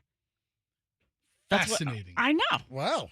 I mean, all right. So that movie, I understand it was a comedy, and you know, what are you guys not laughing about? I get that. But do you remember a couple years ago, Disney put a disclaimer about stereotypes in front of some old movies? Oh, yeah, that's right. So this has been a thing where shows that have something offensive from 25 years ago, a lifetime ago for half the population, they put a disclaimer up. Let me tell you what I'm offended at. Yeah, I'm offended that a product that I've relied on for I think a couple of decades, it's got to be 20 years I've been using this product. They changed the formula. I am so, and I have examples. I have both in-house. I will hold these up to MJTV as I discuss this. Then I'm going to pass this around and let you guys smell it. Oh. I'm going to have you guys sniff it. I don't want to sniff anything. You're going to be sniffing it. You're going to be smelling it. What is it? All right, I am so ticked off. Sure deodorant. They've changed the unscented because I don't like scents. I don't wear colognes. I'm not into heavy perfumes. I just don't like, you know, scents. I've always told the story that, you know, I'll walk the other way if I'm at a mall and you got a Yankee Candle Shop, or what are the other ones? Like Bath and Beyond or Body Works. Bath and Body Works. Yeah. Okay. The Bed Bath and Beyond, they're out of business. Okay. Yeah, Bath and Body Works.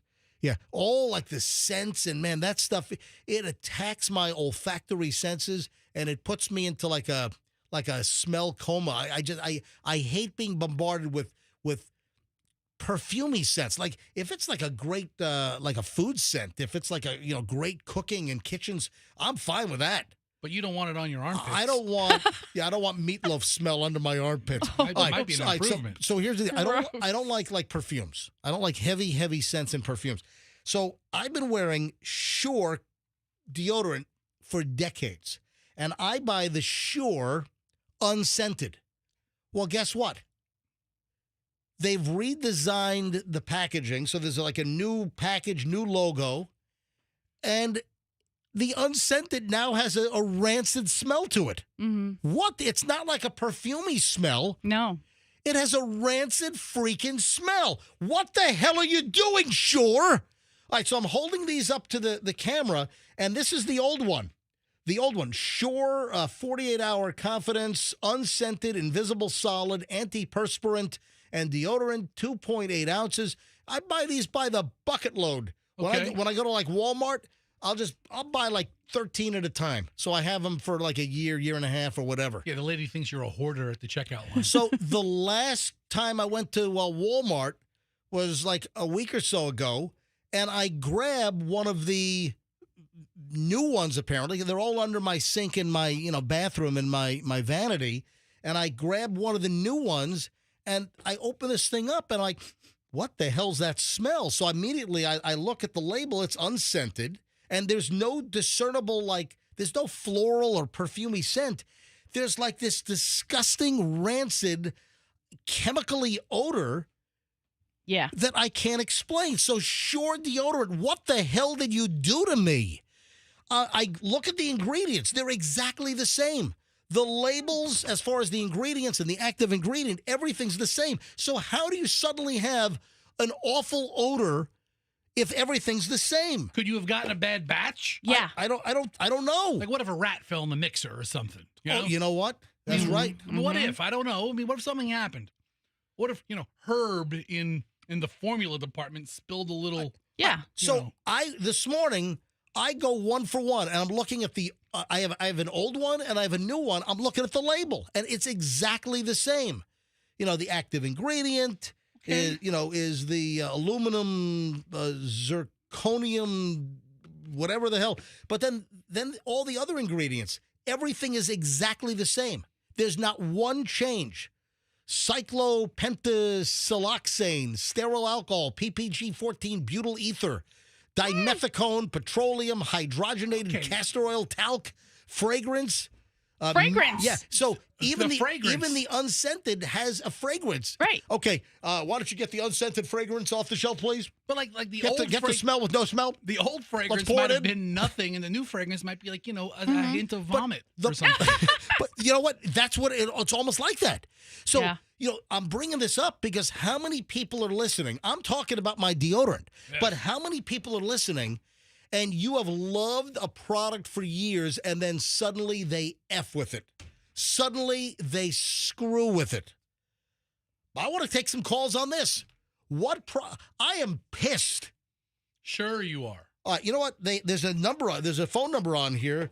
Questions 800-575. I'm going to call these bastards up. Give them a call. They messed up my product. 1-800-575-79. I'm calling up Sure deodorant. Does it go to a Thank voice? you for calling Sedalis USA and its family of leading hair, skin, and deodorant brands. All right. You have reached us after hours and our office is presently closed. Oh. Our regular business hours are Monday through Friday, 9 a.m. to 5 p.m. Eastern Time. Hour away. If this is a product emergency, it is. please hang up and call your local poison control center. Yes, I'll do that right If now. this is not an emergency, please call us back during regular business hours or leave a voice message and someone will return your call as soon as they can. All right. Please leave a message after the tone. All right. Hey, what the heck did you guys do to my Sure deodorant? My unscented now has a scent, and it smells like crotch. What is going on? What have you done? All right, Fester, Michelle, both of you guys. All right, so Are these used sticks or are these new sticks? Listen, just smell my deodorant. How many? I don't want to smell something that's been up in your armpit. Hey, Sure. I've been buying Sure unscented deodorant in the 2.6-ounce stick for years. And suddenly I buy a new one, and now the unscented has an awful smell. All right, Fester. What? Here's the old one. Go, and then Michelle, I want your reaction. There's no smell. Here's the old one. Grab this. Grab this. Got it? All right, that's the old one. We're still on voicemail. Yeah. All right, we're leaving this. By the way, this is the MJ Morning Show on Q105 Tampa Bay. The old one has no smell. All right, Michelle, what do you smell in the old one? The old one, I can't smell nothing. I pick up nothing from from that. That's what I want from an unscented deodorant. I want nothing. Zero. Now, all right, hand me that one back. All right, catch. All right. Here is the new label. Same ingredients. Oh, my God. What is it? It smells like grandma musty. I don't know what it smells like. All right. All right. Smell that. Take a big whiff. Oh. Yes.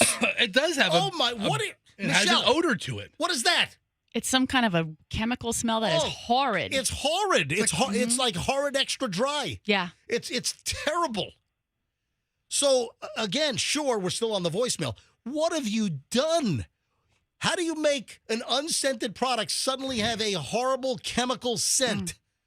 Oh. I am pissed beyond belief. It's a musty Oh, thank God you've answered. What are you doing? You screwed up my Sure unscented deodorant. You bastards. All of them. Bunch of bastards over there. I Sure. mean, what are they doing? What have you done? All right. Yeah, please call me back. MJ, yeah, call me on my cell. Thank you. By the way, there was a whole Reddit thread about this. Really? Oh, yeah. Wait a minute. Like recent? From a year ago, people have been commenting all the way up until like 3 months ago. You know what? A month ago. You know what? That was the last time you bought deodorant. Because I buy like a year and a half supply at a time. So I just started to replenish, and now I've got the. What does the Reddit thread say? Smells like cat pee. They've been using it for 20 years now. Now they've got to change. Has a chemical smell. Yeah, I mean, basically all the same thing that we're saying.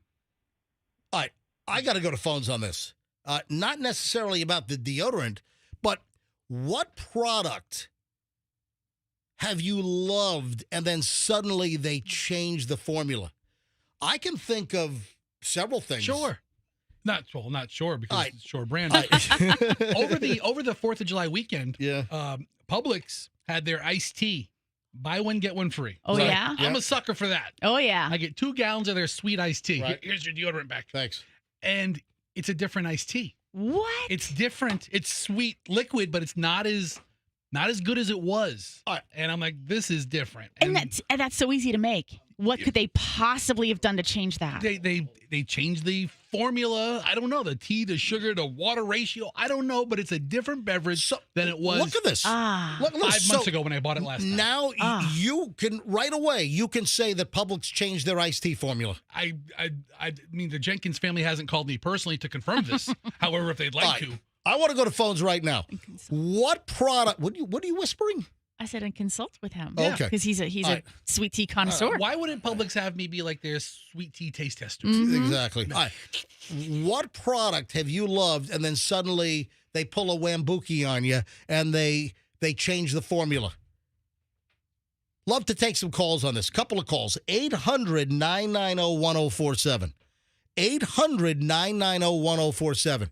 So there's a Reddit thread from a year ago, and you know what? That's the last time I bought. It's a little over a year ago. It's the last time I bought the deodorant because, again, I buy whatever's on the shelf. If there are 15 on the shelf, I grab them all, and then I use them. And then as I start getting low, I then start buying a whole chunk full of the Sure unscented deodorant.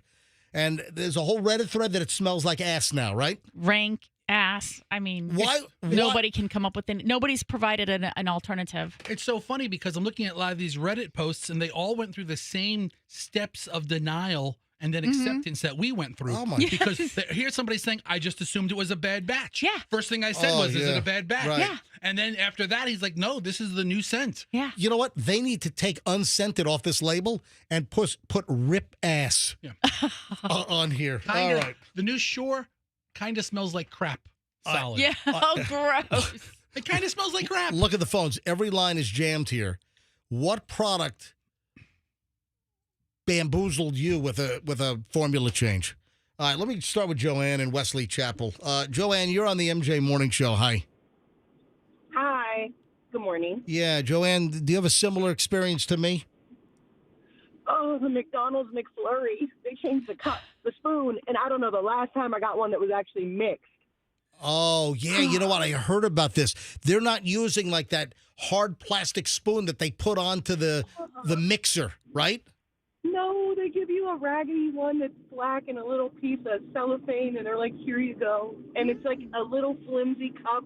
There's no top part to it. It's Oh, just like yeah, that's right. That's right. folded over. Yeah, you know what? Michelle, Julian brought one home like a week or two ago. Yeah. And I'm like, what happened to the? Is it like an environmental thing? Are they trying to reduce like plastic and like disposable waste? Is that their deal? I don't know, but when they give you that spoon, it's definitely not sturdy enough to mix the thing yourself because no one's mixing them anymore either. Oh, wow. All right. Thank you. Appreciate it, Joanne. Erica's in Largo. Erica, what product hosed you over? I used to be a big Butterfinger fan. Yes. And they changed. The Butterfinger does not taste the same. I don't know what they changed. It's horrible now. So a couple of years ago, Butterfinger had this big campaign that they had a new recipe, or the new Butterfinger was coming out. And she's right. I'm a connoisseur of the Butterfinger, and it is not the same.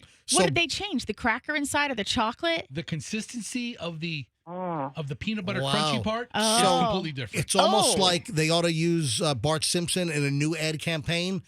You can lay a finger on my Butterfinger and take this damn thing away. I don't want it. All 10 of them, yes. Wow. They can take it. All right. Listen, I am sorry to hear this, Erica. Thank you so much. I'm sorry about the shore. Yeah. You say, listen, you know exactly how it feels. How about Suzanne in Tampa? Suzanne, what product changed on you? Fisher's potato chips. They were made in Rockford, Illinois. Yep. And they have been distributed in certain cities. But anyways, they changed the oil. And they were awesome potato chips. But when they changed the oil, I canceled. I do not order those anymore. You were doing like a potato chip subscription. Yeah. Yeah, gotcha. Yes. All right. Thank you, Suzanne. I appreciate it. Hey, speaking of McDonald's, the McDonald's fries, the fries, and we've talked about this numerous times. The McDonald's fries from the 1980s that I remember had beef tallow. Yeah. They used to fry their fries in the beef tallow oil, and then they changed it.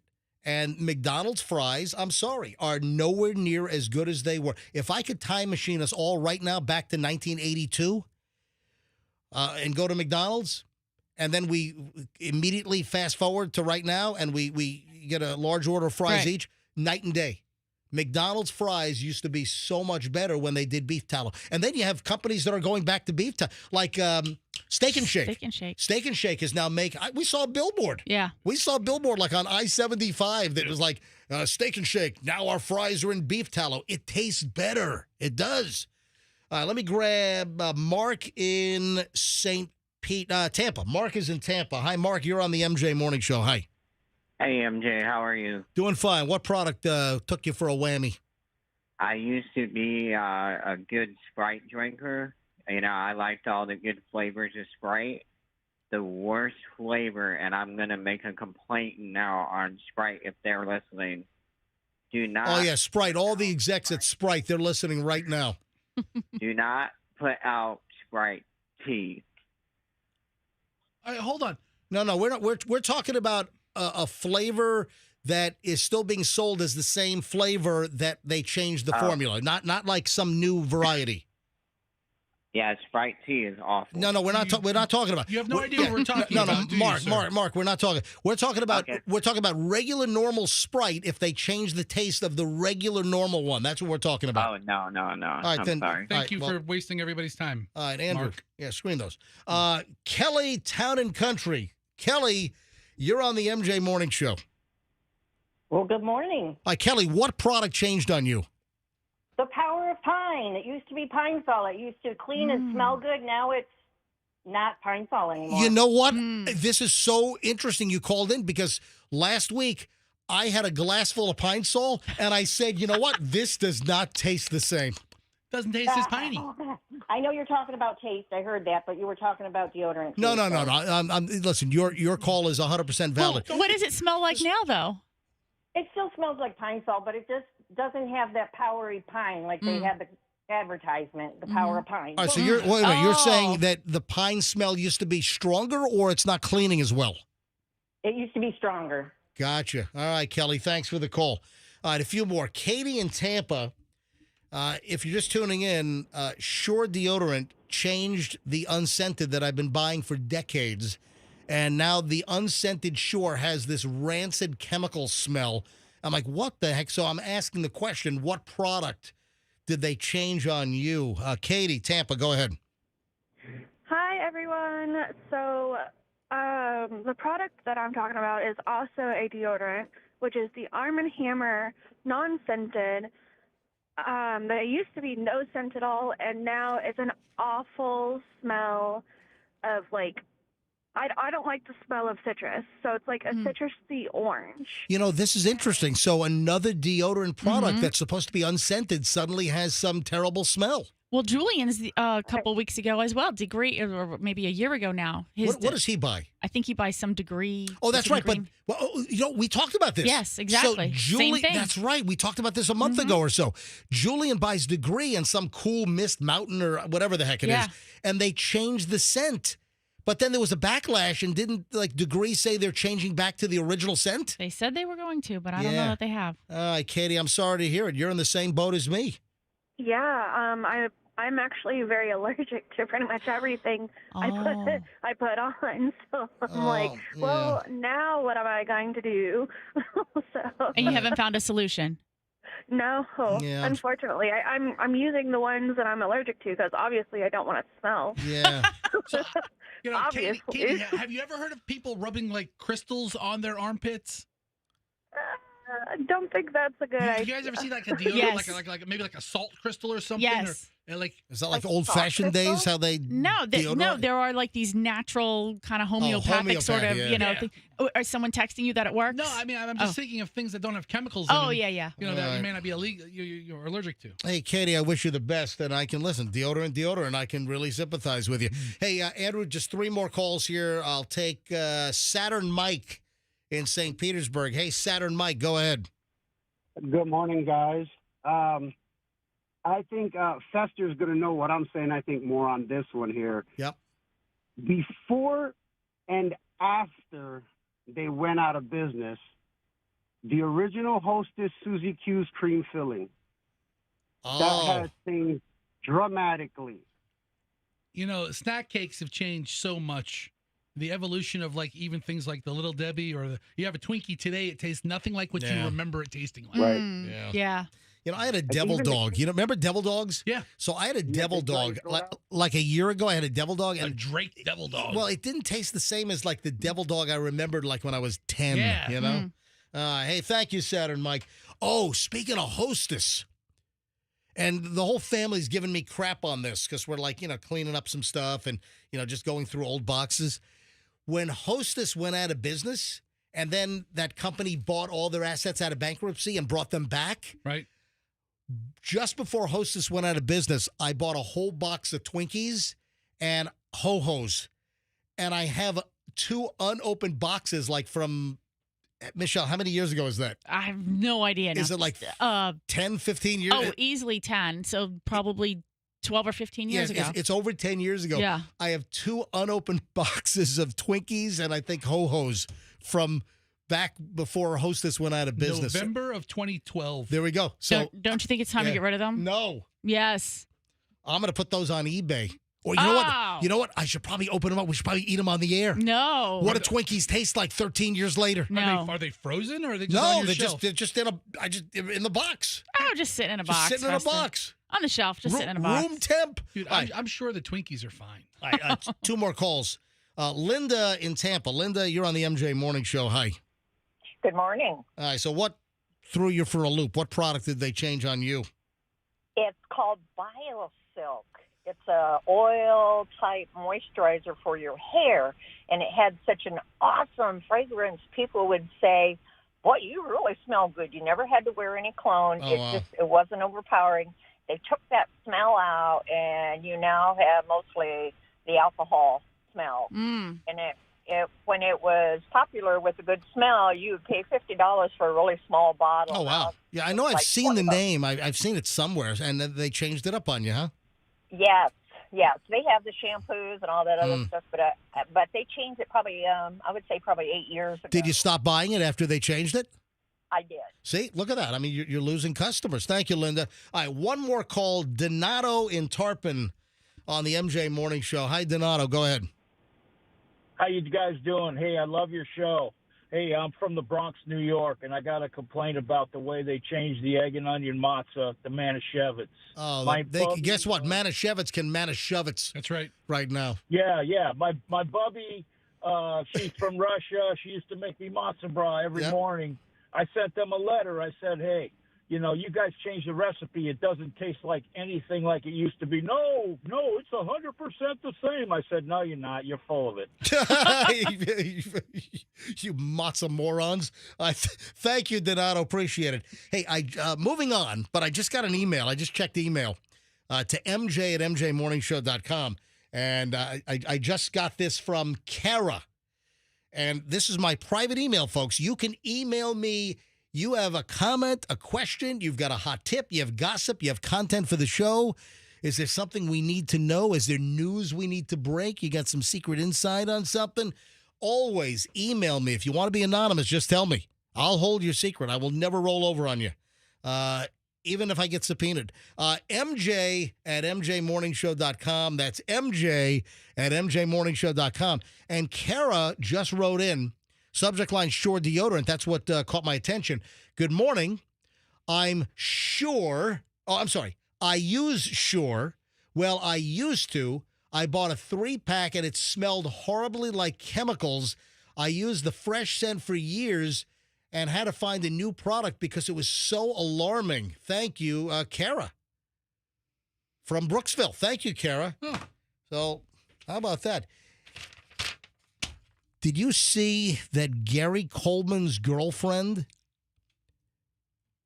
is not telling the truth of, I'm sorry, ex-wife. Gary Coleman's ex-wife apparently is not telling the truth about his death. He's been dead for a while now. Yeah.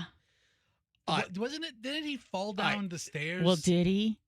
Did he, Fester? Yeah, I'm trying to figure out what the heck is going on. What you talking about, Willis? All right, so he died in 2010. There's a TV show that's coming on Sunday night on A&E. So A&E has some show called Lie Detector, Truth or Deception, and they hooked up Gary Coleman's ex-wife. Well, her name is Shannon Price, and Shannon is taking the test, and there's been all kinds of speculation apparently for years about her involvement in her ex-husband Gary Coleman's death, because Gary Coleman died suddenly. What you talking about, Willis?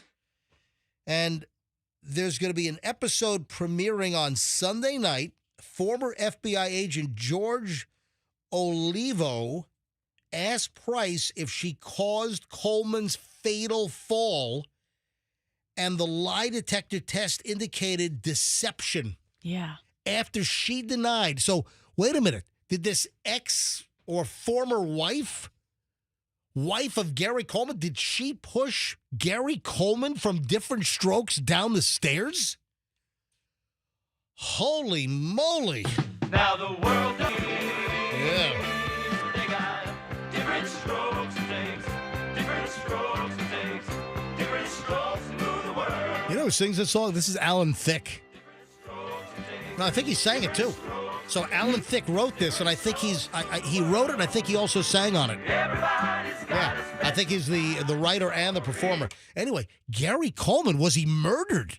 Did Shannon Price, Gary Coleman's former wife, did she push the little guy down the... Did he put... What you talking about? I mean, she failed the lie detector test, apparently, Fester. I have some audio if you don't. We do. You do? Okay. Well, I just played. What you talking about, Willis? Okay, that's not from the lie detector. E.T. did a story on it. All right. When did E.T. do a story? Must have been just recently. Yeah, 21 hours ago. Yeah, in the last day. They All right. put this on YouTube. Yeah, so we do have the Andrew pulled the clips. Okay, I didn't know. Did you pull them from E.T., Andrew? Yeah, so Andrew's got a bunch of clips as well. What you talking about, Andrew? So listen to this. You were married to one of America's icons. Right. Shannon, what exactly are we trying to resolve here today? Being accused of murder, being a killer. If you had anything to do physically with Gary's fall, the polygraph's going to show that. You have anything to do with Gary's fall, and she says, You know what I mean by physical, right? Oh, I know. Okay. Pushing him, shoving him, throwing him overboard. pushing him down the stairs. Holy, this is morbid. Listen. The exam had to do with Gary's fatal fall. Okay. I asked you the following relevant questions on this test. Did you physically cause Gary's fall? Mm-hmm. You answered no. Right. I also asked you, did you physically cause Gary to fall that day? And you answered no. And the results are, you failed that exam. Wow. with deception indicated to those relevant questions. Wow. Let me say that again. You failed the exam regarding Gary's fall. What are your thoughts? That's false. Man, they need to reopen the investigation then, and maybe she needs to be charged with murder. First of all, hey, E.T., how about you turn the freaking music down? No, it's so dramatic. They're like drowning out like some of the words with the dramatic music. Yeah, because she's a mumble fest now that she got busted on this show. She thought she was going to beat a lie detector? And why does her new husband look like Todd Bridges? I thought it was him. I had to rewind the tape 5 times. Like, is that Todd Bridges? What you talking about, Willis? Yeah. So she failed the lie detector test, so it's showing deception. This is going to air when? When is this thing aired? All right, so July 10th, which is, tomorrow. On 9 o'clock on A&E. All right, Why would she do this, though? I don't know. What precipitated her? I mean, they must be paying her. Somebody, it's a payday. She's got to be getting a check. I mean, if somebody said, hey, listen, we're doing a new show for A&E. Let's do a lie detector test. There's $50,000 in it for you. That's more money than she's seen probably in a while. Remember Gary Coleman? Wasn't he broke? Yeah. He was a security guard. Don't we have footage of him flipping out at like some That's right. Gary Coleman. shack? Gary Coleman, to make ends meet. He was like a 3'8" security guard. He had a little security guard outfit on, and he was doing security. And I think he tried to stop like a shoplifter, and he jumped on the hood of their car like a hood ornament. Yeah, and wouldn't let go of their car. That made the tabloid TV shows like 15 years ago. Right. He jumped on someone's hood in a parking lot to stop them. Man, if I was a shoplifter, I would love for Gary Coleman to come after me. What? Really? I'd be like, you're Gary Coleman. What you talking about, Willis? What you talking about, Mr. D? What you talking about, Adelaide? What you talking about, Willis? What you talking about, Dad? What you talking about, Oscar? What you talking about, Maddie? What you talking about, Willis? What you talking about, Dad? What you talking about, Mister? What you talking about, Willis? What you talking about, Manny? What you talking about, Dad? What you talking My Oh, Oh, God, about, Willis? this is a minute and a half of what you talking about. What about what you talking about pushing me down the stairs? I wonder if they're going to reopen the investigation. Where did he die? Was it in L.A.? Because I think it was a security guard in like Hollywood or in L.A. So did you know on Peacock there's a Gary Coleman documentary called Gary? I did not know that. And it says that he became a security guard to fulfill a fantasy of being an action hero. Oh. Wow. All right. Okay, Gary. Yeah. You know, I could just dress so up at home. what's coming out next? Avengers security guard? What's Gary Coleman would have been the ultimate Avenger. Anyway, I wonder if authorities are going to reopen the investigation if she flunked the polygraph. Jeez. He died in, he was born in Illinois, and he died in Utah. And there have been questions because he was put on life support, and I guess Did she pull the plug? She pulled the plug like in 2 days, and I guess there were some documents that said he wanted it to be like a 2-week term. And she said, no, the doctor said, he's never coming back. So there's kind of been this controversy, I guess, around his death.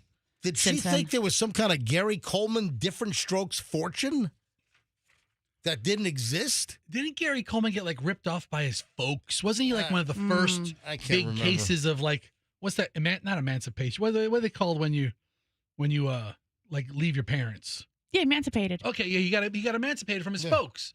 And he was like one of the first big cases because like the money wasn't adding up, and his dad was like, driving Rolls Royces and smoking cigars. And Gary's like, hold on, Dad. Well, we'll see. We'll follow this and see if the cops reopen the investigation. I got some crazy audio. This guy strips off his clothes, will not listen to a deputy's orders, and the deputy has to tase this guy. The guy is apparently on some kind of a drug bender. Fired a flare gun at the cop. Yeah, this is nuts. This is not far from here. This is Marion County. Confrontation occurred between a Marion County deputy sheriff and a guy walking on the street. And it was just like late at night. Guy's walking on a dark street. And the deputy pulls over to see if the guy's okay. The guy freaking flips out. Guy was walking down Highway 19, Marion Couney. 4 a.m. yesterday morning, Jacob Caldwell, 44, then fires a flare gun at the cop. Oh, wow. Then he removes his pants and then throws money, like $500 in cash, throws the money at the cop. My God, what drug was this guy on? So the deputy, by the way, was not hurt. This guy, he fires a flare gun at the car. Listen to this. 6934, signal 15, Papa, 9,500. That was it. You hear Get that? on the ground now. Get on the ground now. 6934. Get on the ground now. You know who I am? Get over here now. Do you know who I am? Then it gets better. Listen to this. This is all captured by the body cam of the Marion County Deputy Sheriff. 6934.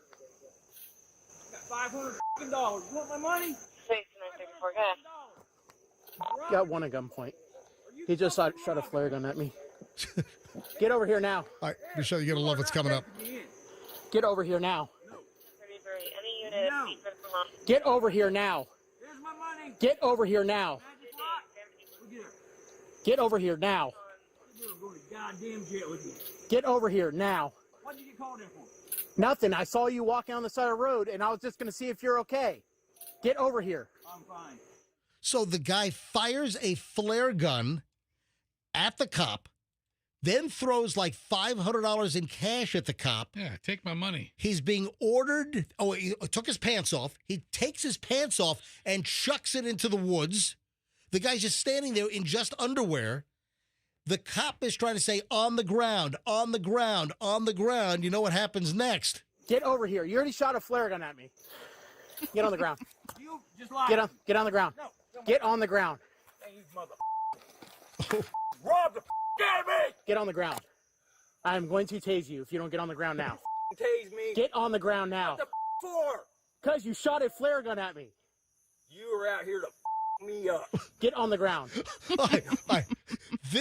Let me tell you right now, this cop is being really, really patient. I'm really impressed with this officer. Yeah. And then I'm not going to tell you again. I'm going to tase you. I'm going to take my money. I'm going to leave take. county. Get on the I'm ground. going to walk in my underwear. Get on the ground. I've been walking for 6 days. Get on the ground. I just flew back. Get on the ground. Get on the ground. Get on the ground. Oh, man. So the taser did knock him down. Yeah. So, but the first hit did something, but then the cop re-tasers him, and then it seems to have no effect because he did get back up. I mean, it did have an effect. I mean, he starts sounding like he's skipping tracks. No. Like I said, the first tase worked. Listen. I'm not going to tell you again. I'm going to tase you. I'm going to take my money. I'm going to take. leave county. Get on the I'm ground. going to walk in my underwear. Get on the I've ground. been walking for 6 days. Get on the ground. I just flew back. Get on the ground. I just flew. I don't know if the barb stuck. I mean, it made contact. Well, but then I he's think- pulling the barbs out. He pulled the wire, or he pulled the cable, so he removed it. But dude, clearly the first hit, it did cause him to go. I mean, I'm not going to tell you again. I'm going to tase I'm you. going to take my money. I'm going to take. leave county. Get on the I'm ground. going to walk in my underwear. Get on the I've ground. been walking for 6 days. Get on the He's been walking for 6 days. ground. I just flew back. Get on the ground. I just flew. Where is that? What city is? Where did he fly from? He just flew in from. And Michelle loves seeing people get tased. I wish this very patient and diligent officer would have let him complete a sentence. Right. I mean, Get on the ground. He's still tasing him. Listen. Get on the ground now, or I'm going to tase you again. Get on the ground. All right, so there it is. You heard another deployment of the and the zzz, but it doesn't seem to phase him. How many of those do they have in the taser gun? There are multiple fires. I think they have 2 shots. And then also, I believe with these tasers, when you get hooked up with the barbs, if the tasers are still in you, if the hook is still in you, they can they juice can you they again. can hit the trigger again and Really? send more juice down the line. Yeah. But the guy's like ripping the barbs out of his skin. Get on the ground. I mean, Get the out of here. Here's my money. Get on the ground. Dude, you just threw the $500 at him. Now he's like, give me my bleeping money. The cop's not going to take it. Get on the ground. In the front. Turn around. Cuff me up. Turn You're around. not slamming me in the floor. I'm not going to slam you. You Get cuff around. me up. What are you arresting me for? What'd you pull me over for?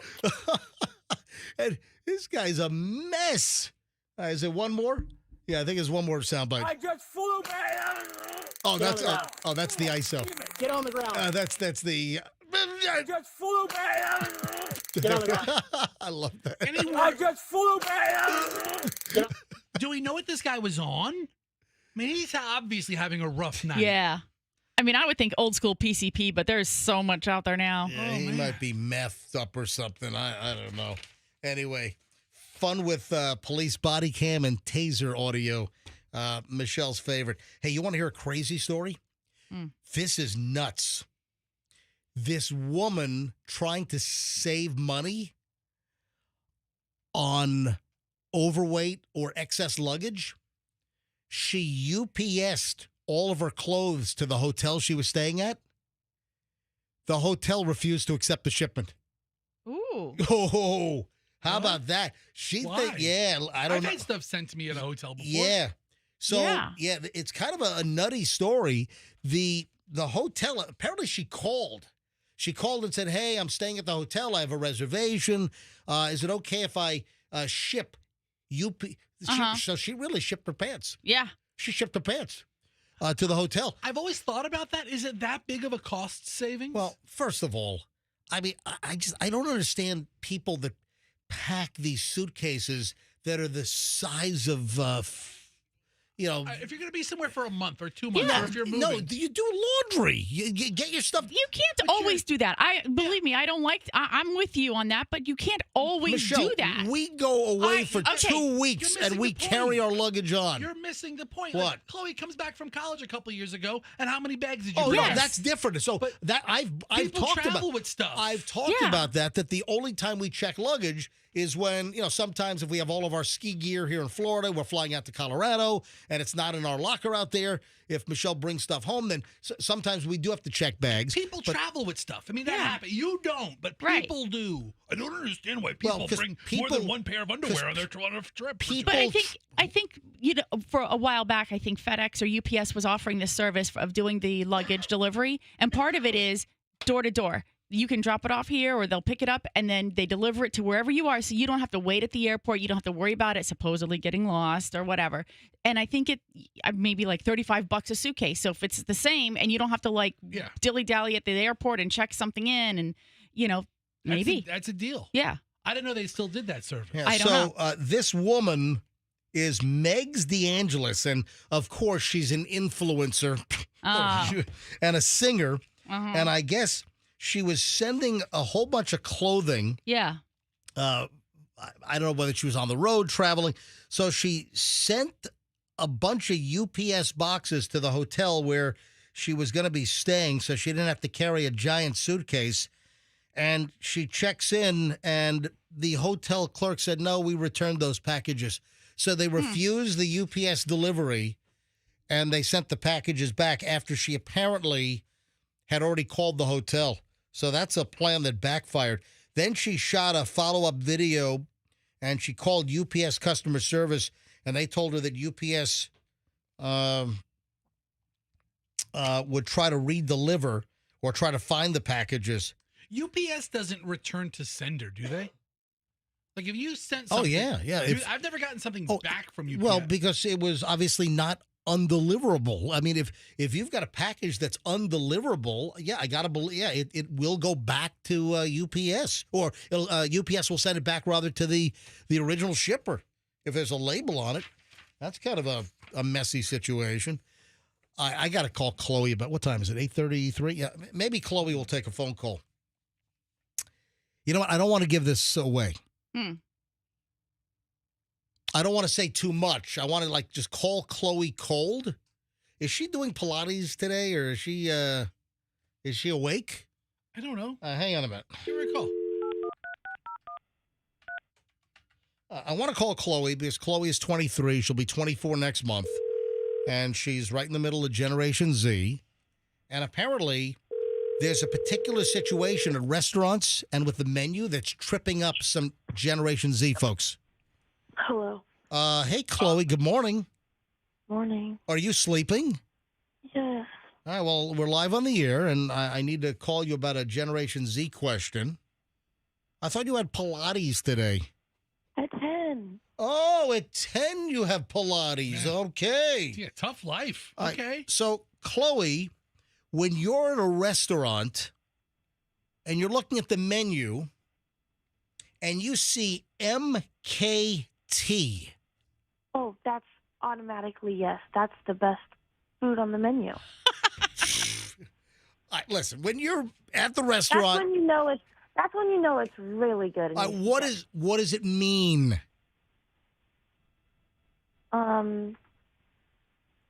You don't know? You No, don't. Of course you I don't- know. Of course All right, I know. What does MKT mean when you see it on the menu at a restaurant? Market price. Chloe? Right? She just said it. She said it. You didn't hear her? No, I didn't hear it. She Andrew said Andrew was in my ear. Yeah, I couldn't hear what she said. said. She said market price. Okay, so Andrew said we have a call that came in that I need to take in a second. All right, so apparently you said market? Yeah. All right, so that is correct. So, but apparently a lot of diners in your generation are getting tripped up because they don't know what MKT stands for, and you know they're like market price. You might order something; it's $150 because it's market price. So this video was put out on social media. Arabella Menold, who's 20, they were in shock when they ordered dinner at Moonrakers in Beaufort, North Carolina, and they ordered a bunch of things that said MKT, and it was market price. All So, right, so I have a question about etiquette. Is it okay to ask what the market price is on stuff, or is it like one of those things that if you have to ask, you can't afford it? I mean, I don't know. What is it? What does that mean? I mean, is it okay to ask? I think that if you shouldn't ask. Well, but you don't know what it is. I don't know. No, It says- you definitely ask. I mean, like I've been to places where a lot of seafood is market price. Yeah. exactly. Or sometimes a special cut of steak might be market price. Yeah. Or it's items that restaurants sell that the price fluctuates up and down, and it depends. On certain food items, the price is pretty steady, and you can put the price on the menu on a printed menu. And other times you've got something where the price fluctuates, and that's why they put MKT. But these Generation Zers, they didn't know that MKT meant market, and they just ordered the damn thing. And then I guess one of the items they ordered turned out to be very expensive. They didn't know. Oh, we don't know what MKT stands for. Oh, then they say, it turns out MKT stands for market price, a cryptic code used by restaurants to show that items might fluctuate in price based on availability, seasonality, and ingredient cost. Duh! That's cryptic. I mean, it's used universally with restaurants, I think globally. It is pretty cryptic. I mean, you can't put market price. You have to put market. All right, so Chloe, you do know what that means. Yes, All right, and I know that it is the best food on the menu. It's not. It doesn't necessarily mean it's the best food on the menu. Chloe goes, I'll take two. Yeah, but Chloe, when you're at a restaurant and you see MKT, do you ask the server what is the market price on the lobster, on the whatever? No, I don't have to. I just know it's so good. Yeah, and you're paying for it, MJ, so what does she care? Damn right. I mean, she had a job for the whole last year. Why didn't she get her own credit card, Michelle? Yeah. All right, Chloe, goodbye. All right, bye. All right, so while Chloe was on the phone, when I didn't hear her say market for MKT. She did mumble it. She was like, market price. Yeah, when I didn't hear it, Andrew was saying that Sure Deodorant was on the phone calling me back, which I highly doubt that. Andrew, it wasn't Sure Deodorant. I highly doubt it was Sure calling me back because it was 8:35 or so a few minutes ago, and they don't open up till 9. Andrew, turn your microphone on. Yeah. What did they say when it's just a crank caller? Which, listen, I give them credit for creativity. What did they say? They asked if I was the person who called earlier regarding a complaint about the product. And what'd you say? I said, no, I wasn't, but I can hand you over to them. Oh.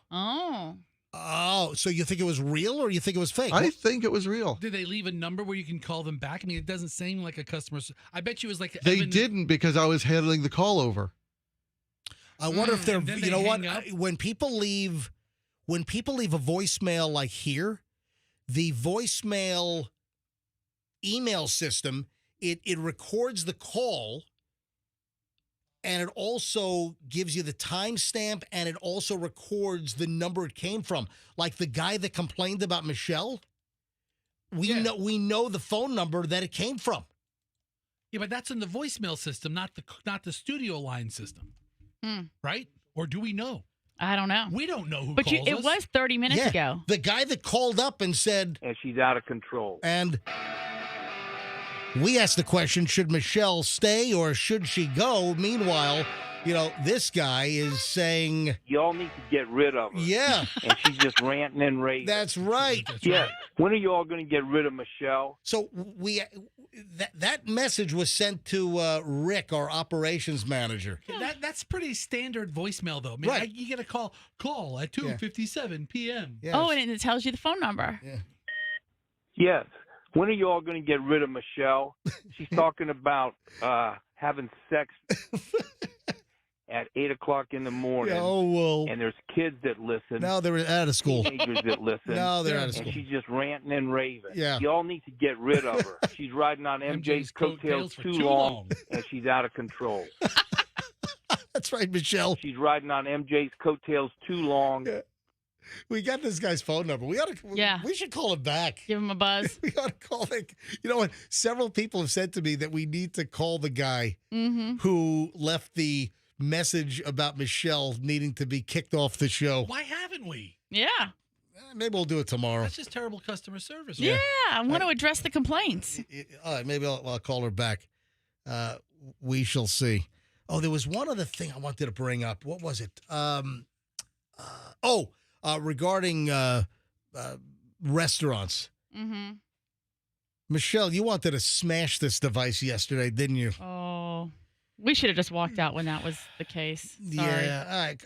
Listen, I don't want to mention the name of the place. That's not what I do on the show. I mean, there are certain times where I will mention something, but even with my Google reviews, when I do Google reviews, and I don't like to leave negative reviews. Yeah, you know what? I typically don't. I have a few times because I was really ticked off. But if you look at my Google reviews that I leave, and I don't publicize, what they're under, and it's very. I do my reviews anonymously. It's not like MJ from the MJ Morning Show reviewer on Google. No, it's not like that. But the bulk of my reviews are positive 5-star reviews. I only have a handful out of like 150 reviews, I think, that I have on Google.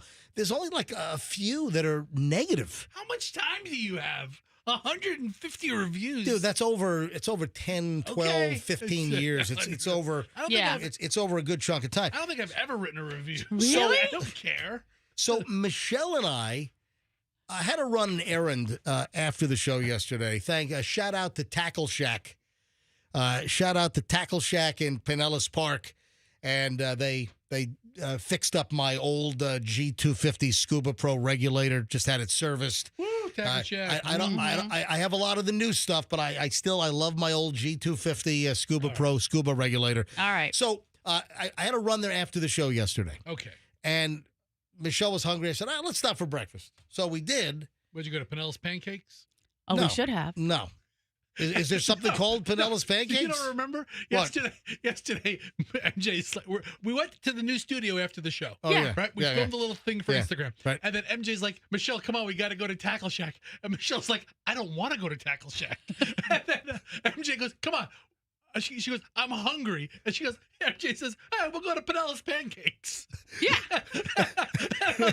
I just made that up. I was like, is there a place called Pinellas Pancakes? He's like, no, but I need to get with Tackle Shack. I don't remember half the crap I said. I know. Anyway, See? so we stopped for breakfast, and Michelle Googled something and found something, not far away. Okay. And we It was go- on the way. Yeah, we go to a place. It's a very nice looking place, but they have the iPad style menus, and they're all jammed up on the wall, and you gotta go through all the menus and screens, and And then I can't compare. Like, should I be getting a combo thing or not a combo thing? Should I be a la carting everything? It's so hard. And it takes us so long to order. Yeah, oh, my God. But wait a minute. There's more to the story. Just give me a freaking printed menu. That's what I want. I want a freaking printed menu. So then there are things that you can't do with, you have to order on the menu. You swipe your card, and I'll get to that in a second. But like Michelle wanted her bacon extra crispy. Not extra crispy, just crispy. Just crispy. So Michelle Michelle doesn't like limp, soft bacon. Yeah, she likes crispy bacon, and there's like nowhere to add notes or special instructions. Yeah. And I'll tell you right now that the digital ordering on the digital pad, it took 10 times longer than it would have taken. But listen to this. Then you place the order, and then you have to pay right then and there. So you have to pay after you complete your order, before you get your food, before you get any service. Listen to this. It's asking you for the tip before you even get food or any service whatsoever. They're already making me work. They're making me do everything, and then they want a tip. I was like, what? And then they got a freaking robot that brings you the food. But then there's a person trailing the robot. The robot is going so slow, a person could have brought it out 5 times faster than the freaking robot. Mm-hmm. Anyway, and then I'm just sorry. Ask for a tip before anything happens. Please tip the robot. Yeah. Yes. We're trying to go through this menu and looking for, and it's like tedious. Oh, it's terrible. That's a bad time to ask me for a tip. Would you like to tip me some WD-40?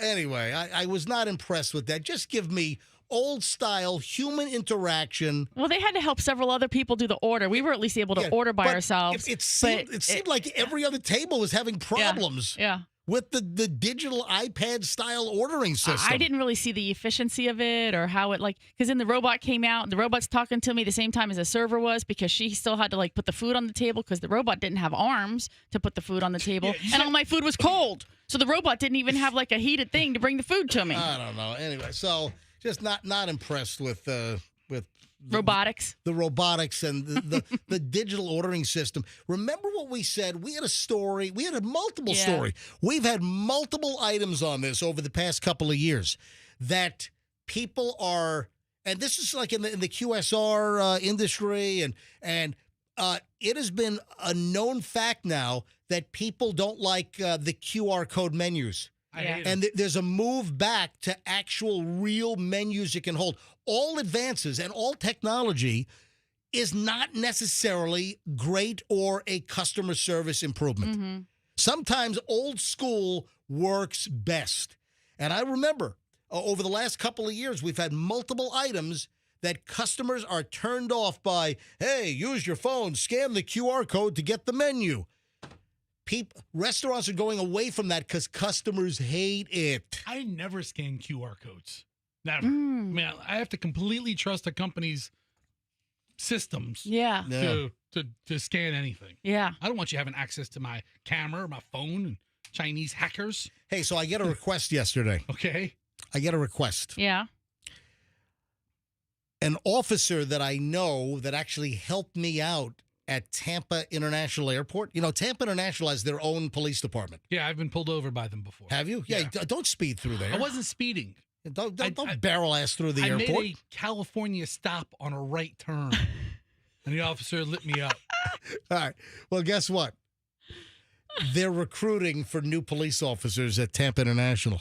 So I get a text yesterday from an officer that I know at Tampa International Airport, and they have their own agency. Tampa International has their own certified, sworn agency, accredited police department. Accredited police department, right. So they're looking for people. So there's a whole recruitment mission that's on right now, and they have a whole video. I posted it on our Facebook page. That's cool. Yeah, if you go to the MJ Morning Show Facebook page, MJ Morning Show Facebook, I reposted the video from Tampa Airport Police. But seriously, if it's you or if you know somebody, the Tampa Airport Police Department, they are recruiting right now. So if you're looking for a job in law enforcement, give them a call. I'm sure they'll guide you on training and, whatever you have to do. But Tampa International Airport, they need new police officers right now. And I'm sure there are folks listening that either you or somebody that this might be a good career move. And listen, I've had very good luck with Tampa. Apparently, Fester was pulled over for a rolling stop, which, dude, you broke the law. But I was let off with a very tersely worded warning. Oh, so you didn't even get stroked? Yeah, look at that. You didn't even get a ticket. Look at that. There you go. Usually, All right. Usually when I pull off fat kids like you for rolling through stops, we lock them up. No, he didn't stop it. They didn't say that. Comes up to my Lincoln and he bashes out my tail light. No, he didn't. Like we got a problem here, boy. He did not. All right. You ain't from around here, are you? Stop. What are you doing, Buford Pusser? The officer was great. He told me what I did. He said, check, make sure I had no. He did make sure I had no active warrants. Yeah, well, that's all law enforcement does that. Absolutely. Thankfully, at that time, I didn't. So I have love and affection for the Tampa Airport Police because, Michelle, what was it? Maybe, 15 years ago? It's been a while. 12, 15 years ago? A long time. We were flying from Tampa to Hawaii. It was when Chloe was turning 12. Yeah. And that's when Chloe got certified, right? Chloe got certified in Hawaii on that trip to scuba dive. She did her final Tackle Shack did all of her stuff here, and then she did her checkout dives in Hawaii. Oh, good. Right. So my bag got lost. My scuba bag, and I rarely check, but with that trip, I checked some scuba gear, and it got you needed to check a bag? Like a something you couldn't carry on with you? Well, it was too much? Let it go, Mish. Michelle, we very rarely check a bag. I think that was my point. And in fact, guess what? All of my recent scuba trips all overseas, I don't check. I have a carry-on and a backpack, and I'm able to do all my scuba gear in that fashion. Let me tell my freaking story. I wish. So my scuba bag, it got lost at Tampa International Airport. It went through baggage. And apparently it went to like a special check at TSA, and my bag got put aside somewhere. It never made my flight. We get to Hawaii, and my scuba bag's not there. And it's like there's no sign of my bag. It's like nothing. So I go to what airline was it? Was it United? United. So I go to United counter, and they're doing a trace. And then for whatever reason, I called the Tampa Airport Police, and I ended up talking to an officer, Jones. I ended up talking to Officer Dan Jones, and this guy went above and beyond, and they found my bag. And somehow my bag was put somewhere at Tampa International after it did like a TSA check for like an extra screening because of my scary scuba gear. It got lost somewhere. And it was on a shelf, and they found the bag, and he brought it to United so United could get it to me, and they went above and beyond. So I owe Tampa International Airport Police a favor all these years later. He sure as hell paid it, man, I tell you. Wow. So that's long, boring story. Oh, will you shut up? It wasn't a long, boring story. It wasn't a long, boring story. Hey, did you see the former NHL player that beat the crap out of the guy on a golf course? And it's a former Lightning player. Did you see this? This is a crazy story. Was it Vinny LeCavier? No, it was not. It was it Poopa? No, it was Nick Tomasky. I'm sorry. Hang on. I've never heard of this guy. Andrew, turn your microphone on. I got hockey scion. I got hockey savant Andrew over here. You know this guy, Andrew? All right, so Andrew, who is Nick what? What? Nick Tarnasky. He was a forward for the Lightning. When? We drafted him in 2003. That's quite a while ago. Yeah, he's retired. He's a former player. Right. So Nick Tarnasky, he's on a golf course in Alberta, Canada. I'm looking at a picture of this guy from his playing days. Yeah. You don't want to mess with No, this guy. you don't want to mess with this guy on any freaking level. All right. So you've got to hear this audio when we get back. So a former Lightning player gets into a fight, was confronted by a different clump of, are they called clumps of golfers? What do they call? I'm not a golfer. Clusters? A cluster. I don't know. Anyway, so he's with a group playing golf, and there's another group of guys that I guess are ahead of them or behind them. There's a fight over the speed of play, And this other guy charges at the former NHL player that played for the Lightning. Bad move.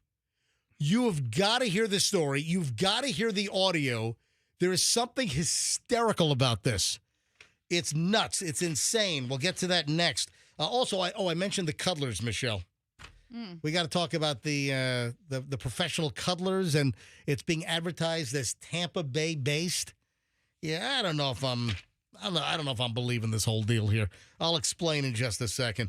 A sleepwalking story that's unbelievable. That's coming up in just a minute. Anyway, I'm looking at my pile. We have so much great stuff that we got to hit next as the 9 o'clock hour starts in minutes here on the MJ Morning Show on Q105 Tampa Bay. Oh, Fester. Yes. Guess who comes to me right after the show yesterday needing my help? I mean, I can think of several people who might come up to you. Big Scary Ron, our general manager. He was first person on my list. He's got a rat problem. You tell him no? Yeah. Tell him we're not helping you tour in the studio? Listen to me. So, Big Scary Ron has a new house, and somehow there are rats in his neighborhood. They're outside, and they're trying to chew their way inside. And listen to me. You know why? They're chewing up the rubber stripping on the bottom of his garage door. Ooh. And he said, "Hey, can you hook me up with Banco?" And I'm like, "Sure." Do you know? Do they have rat-proof? Well, I don't know if there's a rat-proof rubber guard, but they could replace the existing one. You ought to electrify them. So a little rat gets their mouth on your garage door weather stripping, and it gives them a Did you know, seriously, that the little strip on the bottom of your garage door, that rubber like weather stripping, it has a name. It's called an astragal. Did you know that? For whatever reason, I knew that. So Big Scary Ron needs Banco doors to fix his garage door because rats are chewing his astragal. So, folks, the bottom line is, if you have any garage door problems, if you have any need for garage door service, if you need a new garage door, maybe you want to juice up your curb appeal or get a hurricane-rated garage door. Right now, you got up to a $250 rebate with Clopay Garage Doors. There's a great deal going on right now with Banco. So anything garage door related, any service, whatever you need, BancoDoors.com. That's BancoDoors.com. And tell them that MJ sent you. If you don't know about the miracles that happen at the Miracle Auto Group and Miracle Toyota, folks, you got to go visit my friends. It's the Murphy Auto Group, and they own Miracle Toyota. It's out in Haines City. So, hey, Polk County MJ Morning Show fans, when you want a great deal on a Toyota, you go to Miracle Toyota. Every day's a miracle. So Miracle Toyota is in Haines City. They're right on 27, and they have just a whole bunch of attractive things to bring you into Miracle Toyota. How about the Miracle Warranty, 10 years at 250,000 miles.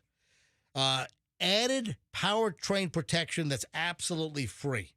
The Miracle Advantage, get 4 years of Toyota recommended maintenance, complimentary pit stop services. I mean, it just goes on and on and on. Your deal at Miracle Toyota, and of course, everything you get after the fact is just unbeatable. Anything Toyota related, hit up Miracle Toyota on 27 in Haines City in Polk County and tell Miracle Toyota that MJ sent you. Simple as that. The Holland Group Retirement Wealth Advisors are here to assist you, to walk you through any issues you might have, any questions you have regarding your investment strategy and your retirement. Let me tell you right now, you call the Hollands, you call Steve and Elizabeth, you tell them, hey, in my mid-40s, late 40s, 50s, can you help make sure that I have the right investment strategy and retirement planning that's on track so I don't run out of money in retirement? The earlier you do this, the better it is. Get a second opinion. Call the Hollands. Go to askthehollands.com, go to their website, get the phone number, call them up, tell them MJ sent you, and get a second opinion. Let the Hollands do what they've done for over 33 years. And that is build retirement plans and investment strategies. Call the Hollands. AskTheHollands.com. Ask any questions. Get a second opinion. Tell them MJ sent you. AskTheHollands.com. Traffic's on. Here's Shriner. MJ Moore.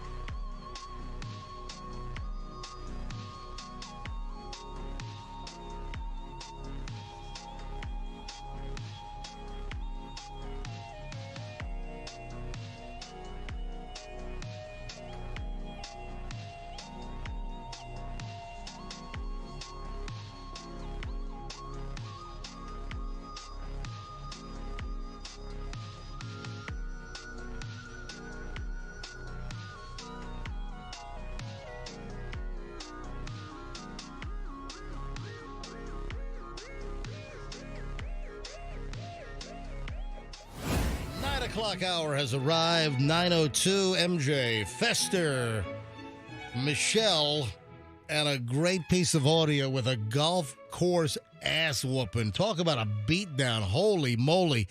You don't want to pick a fight and threateningly charge a former NHL. What did he play in the NHL, Andrew? What was his position with the Lightning when he was drafted in 2000? Center. What? Center. He was a center. He's a beefy guy. And this idiot on a golf course in Canada, listen to this. A golfer was pummeled and then thrown into the pond during a golf course, altercation. According to TMZ, it happened last Friday at the Alberta Springs Golf Resort in Alberta, Canada. But this dude, Nick Tarnaski. How do you say the guy? Nick Tarnaski. Unfamiliar with the name. Did he have like a nickname, like the Tar Man or something? Andrew, did this guy have a nickname in the NHL? I don't recall a nickname. Just nasty. I'll tell you what his new nickname is. It's called Golf Course Ass Whipper. You know what? That's his new nickname. If his name is Tarnasty, Nasty is actually a really good nickname. Oh, Andrew said his name was Nasty. Tarnasty? Tell you what, this other golfer on the golf course picked the fight with the wrong guy. So here's what happened. I guess this was all over a group of golfers that were annoyed by the slow pace of the group in front of them. They've been sitting there for 23 bleeping minutes. One golfer is heard saying the words, apparently, I helped charge up the situation. You have a guy in a Hawaiian shirt that is getting ready to tee off. So then obscenities are thrown. That guy in the Hawaiian shirt gets really hot really fast. The guy in the Hawaiian shirt began to walk slowly toward the other group of people. He then stopped very close to the other men and kept verbally harassing them and yelling at them. He dropped his gloves like he was ready to fight the smaller guy in the Hawaiian shirt. And that's when this former NHL player just decks the guy. I mean, just starts plowing him in the face. And then then can we play this audio? Oh, I've got the audio. Yeah, we had to bleep the audio. Because the guy in the Hawaiian shirt kind of charges Tarnasky. Yeah, that's the point. And then Tarnasky puts him down like near the lake. Oh, yeah. And then the guy gets up throwing hands. So the deal is, don't make a threatening move towards somebody because they're going to take that as, hey, listen, my personal safety is in jeopardy.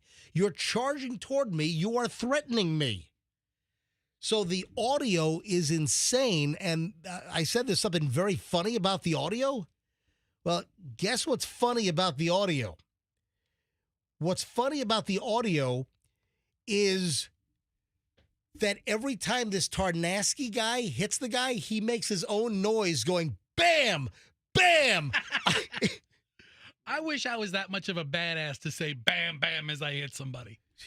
All right, so I got to play the audio. And the audio is crazy. All right, so here we go. Okay. Listen to this. You guys need to get off the golf course. Yeah, we will. Go now. All right, so that's the group. The group behind, I guess, is aggravated that the Tarnacki, or whatever his name is. Looks like Tarnasky. Tarnasky's in the slow play group, it looks like. Right. And the group behind is saying, you guys need to speed up. And then things get pretty aggressive. Listen. You guys need to get off the golf course. Yeah, we will. Go now. Pack up. Go now. Get in the cart and go. I don't know what you're doing. You're not scaring anybody. You're just making yourself. So then he charges the former Tampa Bay Lightning player. Hey, man. Come on, man. Hey.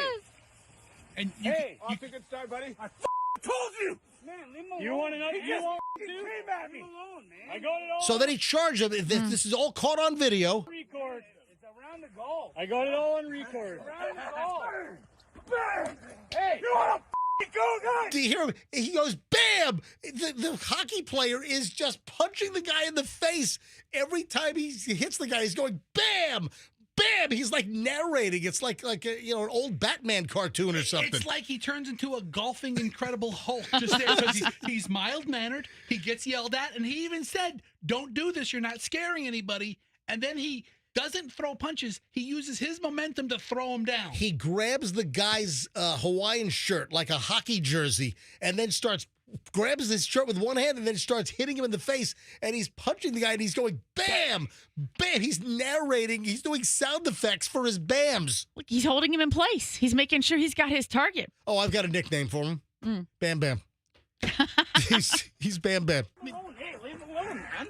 I wouldn't keep going back, you fucking moron. Hey.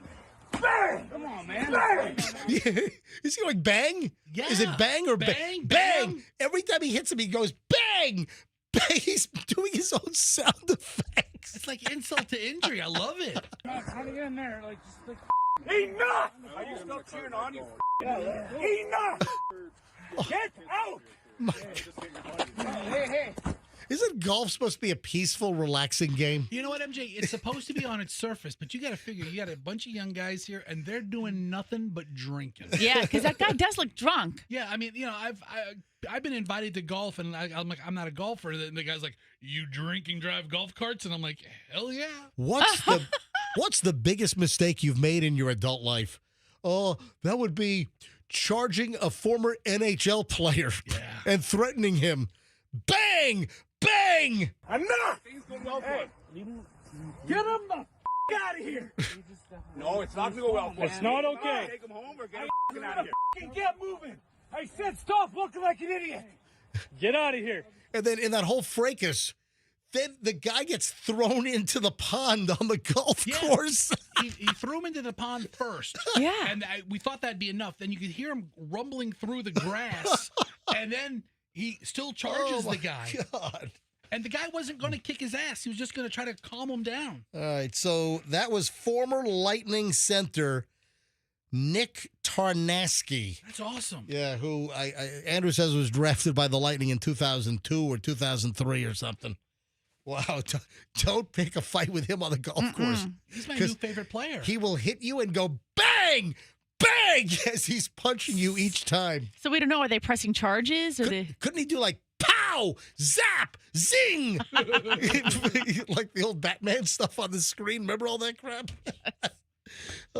Hey, shot a video yesterday in the new MJ Morning Show studio. It's getting close. Folks, it's somewhat within grasp. So if you want to see me, Michelle, and Fester sitting in the new studio, I shot a quick little video. It's up on my Instagram. Certified MJ Radio. The studio looks really, really nice. I mean, it should be because it's been, promised us for 5 years. And we're within reach. So we're within apparently a couple of weeks from going into the new studio and leaving this dump that we're in. And we're moving into a brand new studio. Folks, you want to see it? You want to see Michelle sitting down at the position where she sits and me behind the big control board. We got a state-of-the-art control board. This one here is a piece of junk, could blow up at any time. We could be knocked off the air at any second here on the MJ Morning. No, just kidding. All right, so... But that's what it would sound like. Yeah, but the new studio, it looks really nice. And if you want to get a preview, just shot like a minute-long video. It's on my Instagram right now at Certified MJ Radio. That's Certified MJ Radio. You have got to see the Mary Lou Retton mugshot that finally came out. What's the deal? Like, locally, we tend to get mugshots pretty quickly. Why did the West Virginia Police Department, where this happened, why did they sit on Mary Lou Retton's mugshot for so freaking long? West Virginia moves at a different pace, man. You can't make excuses for that county or that state. Yeah, the mugshot of Mary Lou Retton, who was pulled over, charged with DUI. They finally released the mugshot. This was an arrest that happened back in May. And, of course, Mary Lou Retton, 1984 Summer Olympics, Los Angeles, California. America's sweetheart, Mary Lou Retton. She looks like death warmed over. Oh, my God. You've got to... You know what? That's kind. Yeah. Those words, you know what? You didn't quite sell it there, Fester. I mean, death is offended that I would compare it to her. That's so sad. I feel bad. You know what? I feel bad for... I've got nothing against Mary Lou Retton. Is winning the Olympics the best or worst thing to ever happen to her? Because she probably would have had a little nice life being a gymnastics coach or something. Yeah. She could have worked at Stars up on Anderson. Yeah. She just looks so... pathetic in this mugshot. You see other drunk people's mugshots and they look crazy, deranged. They look like they're still high, having a good time. She just looks so sad and in such a dark spot in her life. It looks like she's crying for help. Yes, in her mugshot. Is she wearing the oxygen cannulus in the back of the squad car? Yeah, she's got you know what? She has her own oxygen generator. Yeah. She walks around with her own battery-powered oxygen generator, and she's got a cannula in her nose nostrils. She looks frail. Yeah. Is that a silver Porsche? No, she was driving a Porsche. I think it's a Cayenne or a Taycan or what? Anyway, she's driving a Porsche. I don't know all the Porsche models. I know 911, obviously. I've never owned a Porsche. But she was driving like a Porsche SUV. She was driving a nice Porsche SUV. And remember, wasn't she crying poverty, though, like months earlier? Well, when she was sick. She had no that's health right. insurance. That's right. She had no health insurance. And they did a fundraiser for medical bills. Anyway, her mugshot came out. It was released by West Virginia police, and it is terrible. If you want to see it, well, you can Google it, or we put it on our website. So here's the deal. Go to mjmorningshow.com. That's mjmorningshow.com. Scroll down and look for the little headline, as heard on the MJ Morning Show. As heard on the MJ Morning Show. Look for that on mjmorningshow.com. We have the mugshot posted. They released the video of her doing the sobriety test. And part of it is walking on the balance beam. Just a straight line. Well, the balance beam is a yellow line in the AutoZone parking lot. Yeah, I mean, she... Get in the zone, AutoZone. She's in the drunk zone right she now. Is. She's in the 0.08 plus zone. What'd she blow? Didn't she blow like nearly 2 times the legal limit? She was drunk. She was really drunk. Well, there was a bottle of like liquor or something. A bottle of wine, Was it wine? I thought there was some alcoholic beverage was like in the passenger seat. She had an open bottle of wine sitting right next to her. But they released everything. You can see her. She looks terrible, but she's at least a happy terrible when she first meets the officer. No, but the mugshot back at the station, she looks bad. I mean, that's like 45 minutes later. She's been crying her eyes out. But you know what? It's sad. You feel bad for her. Oh, she refused to have her blood tested. Yeah, 57 years old. She looks like she's 77 in this mugshot. Yeah. All right, Mary Lou. She had a screw top bottle of wine. Hey, listen, don't poo-poo screw top wines. Mary Lou wasn't. Listen, I've got some good wines. You know, there's some great Australia wines. I think the Australians kind of pioneered the screw tops, or they were the first to adopt.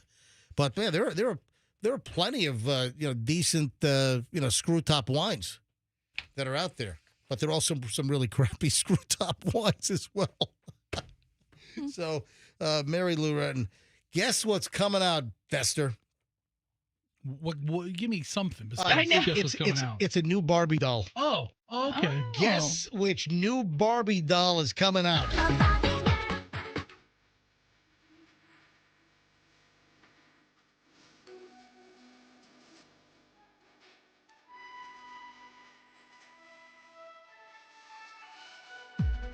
Come on, Barbie. Let's go party. So there's a new Barbie doll coming out, Fester. I was in Target with my daughter, and we saw like the Barbie farm vet. Hey, Ken. So is it a career Barbie? Like No. a new... In a Barbie world. Yeah, new Barbie coming out. Are they coming out with a dwarf Barbie? Nope. Nope. Are they coming out with an amputee Barbie? Nope. You're getting closer. Nope. A cleft palate Barbie? They got a Barbie coming out that has the diabetes. They have Diabetic Barbie? Diabetic Barbie's coming out. I mean, Diabetic Barbie could end up being amputee Barbie, right? I knew a couple people she's lost got a limb. She's got the diabetes. She's got the diabetes? She's got the diabetes. What, does it come with like an insulin? It does. Vial and there's like an insulin pump around her neck. It's one of the accessory items. I have a friend who wears like that glucose patch. Yeah, well, she's got the meter. She's got like the... I've had diabetic family members. Sure. Listen, I'll probably be a diabetic at some point. I'm already an undiagnosed diabetic. Yeah. The latest Barbie in a polka dot crop top, a mini skirt, big heels, and an insulin pump is coming out. Wow. Yeah, so Mattel worked with Breakthrough T1D, formerly known as the Juvenile Diabetes Research Foundation, to design the Diabetic Barbie doll. And it's supposed to represent about 300,000 kids with diabetes. I believe it. Here in the United States. So it's type 1. What's type 1 diabetes versus type 2? Type 2 is the type 1 you're typically born with, right? And then type 2. Yeah, type 1 is an autoimmune disorder. Yeah. And type 2 is insulin resistance. Right. So, type 2 is the more common diabetes. But so I guess it's put kids, when you think of diabetes, you think of like some some older person. I yeah. got the diabetes. Yeah, exactly. I need my glass of orange juice in the morning to get my insulin right. But this Barbie thing is aimed towards kids that have diabetes and they have to deal with all the medical issues. So they've got the Barbie doll with the insulin pump and the whole shebang. Okay. Yeah. Look, I'm just pointing it out. I guess I seems like support there's a Barbie for everything. Does that need to? Did we need to have a Barbie for everything? Maybe not. I mean, I don't know. I mean, this seems like it's a nice gesture. But you like Ampu Barbie? I don't like Ampu Barbie, but why don't they have one? Right. Like just Barbie with like leg missing from the knee? Yeah. Or it could be a prosthetic. Like you can. A prosthetic Barbie. Yeah. It's already made of plastic. I want undeveloped twin Barbie, where like a little twin Barbie is like coming out of her back. Yeah, Okay. like a little baby Skipper coming out of Barbie's back. That was like the sister's name, right? Yes, it was. She was always younger. Oh, Skipper. I didn't know that. How the hell do you know that Barbie's sister was named Skipper? I know a thing or two. I mean, all these different Barbies, and Ken, poor Ken, still doesn't have a penis. Yeah. What's up with that? He's still all smooth up front there. He's a eunuch. Oh man, my fly's down. I just realized that. Speaking of Yeah, eunuchs, hey, whoa, it's below the MJTV. You can't see it. Yeah. Hey, you know what's pissing off Walmart shoppers? Diabetic Barbie. I don't know if this is like at all Walmart locations, but apparently they're doing the lock on the sock. Oh. They're locking up socks now at some Walmarts. So there are problem Walmarts all around the country. Yeah, I know. And different stores have got so many things under lock and key. And it's then you have to find an associate. Yeah. I bought the kids last summer. I bought them a new electric toothbrushes. A lot of those, like the Sonicaires or like the toothbrush heads. Oh, razors, like beard care. Yeah, but those are more expensive and easy to pocket, I guess. Yeah. I don't know, or maybe the shrinkage is high. More and more, there are a lot of items in the personal care section that are being locked up behind like the plexiglass tool cabinet kind of shelves. Yeah. But now, apparently, people are getting furious that some Walmarts are even locking up socks. It's the sock lock. Some people are saying this sucks. I just don't understand this because they were trying to get away with like having less employees by putting in those, self-checkouts that they're now reverting back to. Now they're ripping those right. out. But it seems like because they're getting ripped off. But don't they also realize that by locking stuff up, they have to have more employees roaming around, almost doing nothing because they have to be available for every single person who needs each and every item that is now behind a locked case. No. On Tuesday, Michelle, you're in sock aisle. You know what? Next. I don't like that aisle. Next time, I'm at the troubled Walmart at 275 in Dale Mabry. Yeah. What do they call it? They call it a challenge store, right? No. Isn't that it? No, it's complicated. Complicated. Yeah. So you want to know some inside Walmart terminology? So a Walmart store that's problematic, like lots of shoplifting or just a lot of issues, it's called a complicated store. And the 275 in Dale Mabry store right in Tampa, that's what they call a complicated store. Next time I'm at the complicated store, I much prefer the Walmart on Gandy in South Tampa. It's less complicated. It just seems less complicated. A whole lot less complicated. I don't know if it's true or not. They don't have seems that way. They don't have a gas pump there. No. And Walmart gas is among the best price gas you can find without going to Costco or Sam's Club. The only thing is I wish Walmart would go to a top tier gas product. But that defeats the purpose. Well, cheap prices, cheap gas. Yeah. Costco though, Costco's gas is cheap, and Costco uses the top detergent. So Costco gas is actually a top tier product. But Walmart gas is not. I don't know why they don't do that. So next time I'm in that complicated Walmart, I'm just going to pay attention and kind of walk through the store and see what is locked up. So who are they mad at? Are they mad at Walmart for protecting their product? No, they're saying, geez, I mean, I go to Walmart to buy socks and the freaking socks are locked up. Yeah, be mad at your fellow man for being and socks aren't cheap. Socks run the gamut. You can buy white crew socks, but then these name brand socks are they're kind of expensive. All right, when we get back, a crazy sleepwalking story, then the cuddlers story. I got something that's sick. There's something I saw. Michelle, you saw this as well. I did. This is disturbing. It says, who would do this? What kind of, there are some sick people out there. I'll explain coming up. Oh, we have a Diddy update. Famous lawyer is kind of like predicting what's going to happen to Diddy. One of OJ's old attorneys. Oh, do the math because only like one is alive. Only one's alive. I know who it is. It's it has to be Robert Shapiro. It is. He's the only one alive, so right? What is Robert Shapiro, one of OJ's attorneys, saying about Diddy and what he's going to face at sentencing? And we got a lot of stuff. Just say OJ's only living attorney. Got Dershowitz is dead, right? Is he? No, Dershowitz is not dead. Okay, so but he was like an advisor. Robert Kardashian, the father of the Kardashians, brought those people into the world. He's gone, and then Johnny Cochran. If the glove don't fit, he's gone. All right, hold on. We'll get to all this when we get back. The final chunkage of the MJ Morning Show, and it's good stuff. Tell you right now, we're not saving like crap for last to fill time. No. All A-list stuff next. Final segment. Don't move. MJ Morning Show here on Q105, 104.7 FM. Looking for a Ford? Looking for the best Ford experience, whether it's buying your new Ford or whether you need a great Ford service experience. It's all about my friends at Veterans Ford at Linebaugh and the Veterans Expressway. When you go to Veterans Ford, you'll immediately notice the difference. You're not going to get the whole, car dealer run around, the haranguing, where you feel like when you go to a car dealer, you have to take a shower to, get all the grease off you. No. It's a whole different experience when you go to Veterans Ford. They're going to treat you with dignity, respect. You're going to get a great deal.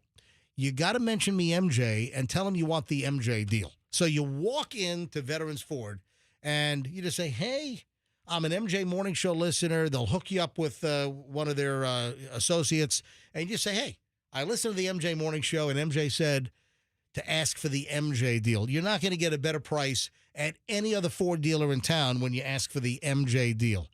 It's just going to be a good experience all the way around. You're going to love them. It's Veterans Ford, Linebaugh, and the Veterans Expressway, and tell them that MJ sent you. Traffic's on 925, final check. Back in a second. In St. Petersburg, we have an accident on 22nd.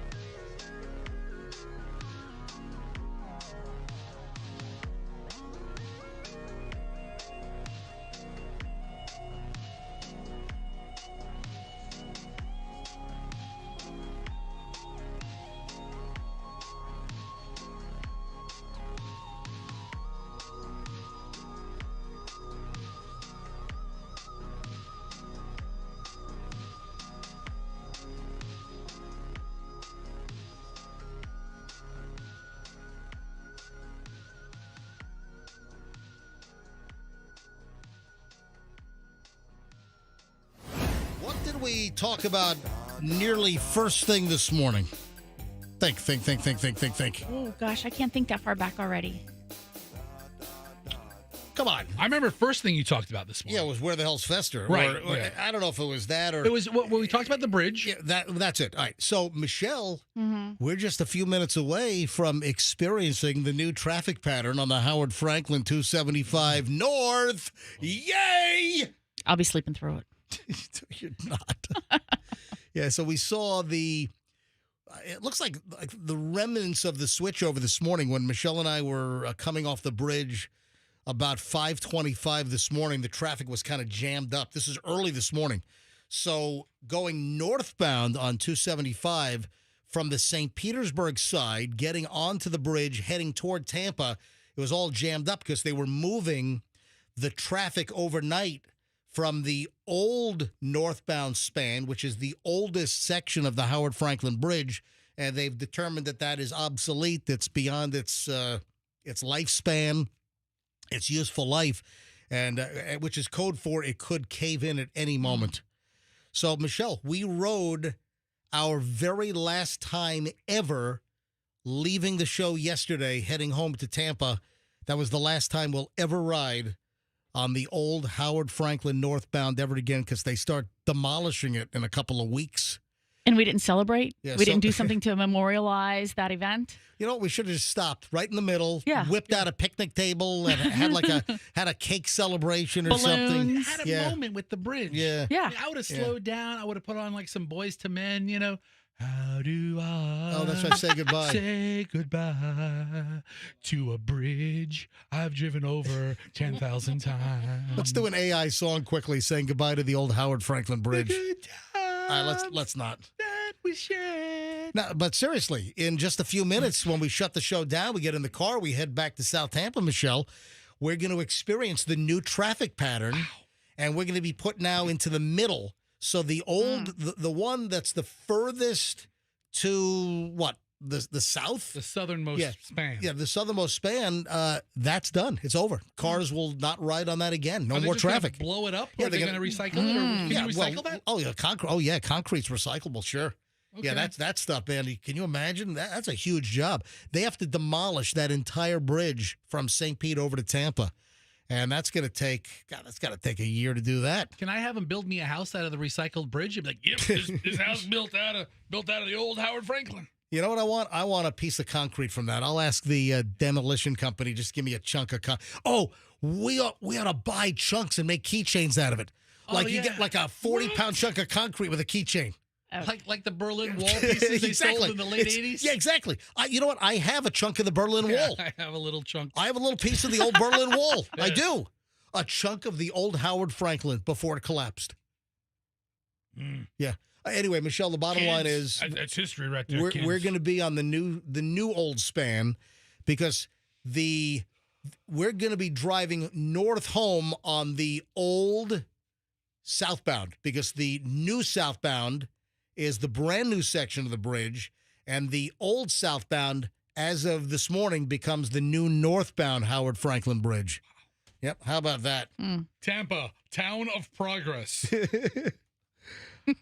Ladies and gentlemen, welcome to the Tampa Bay area.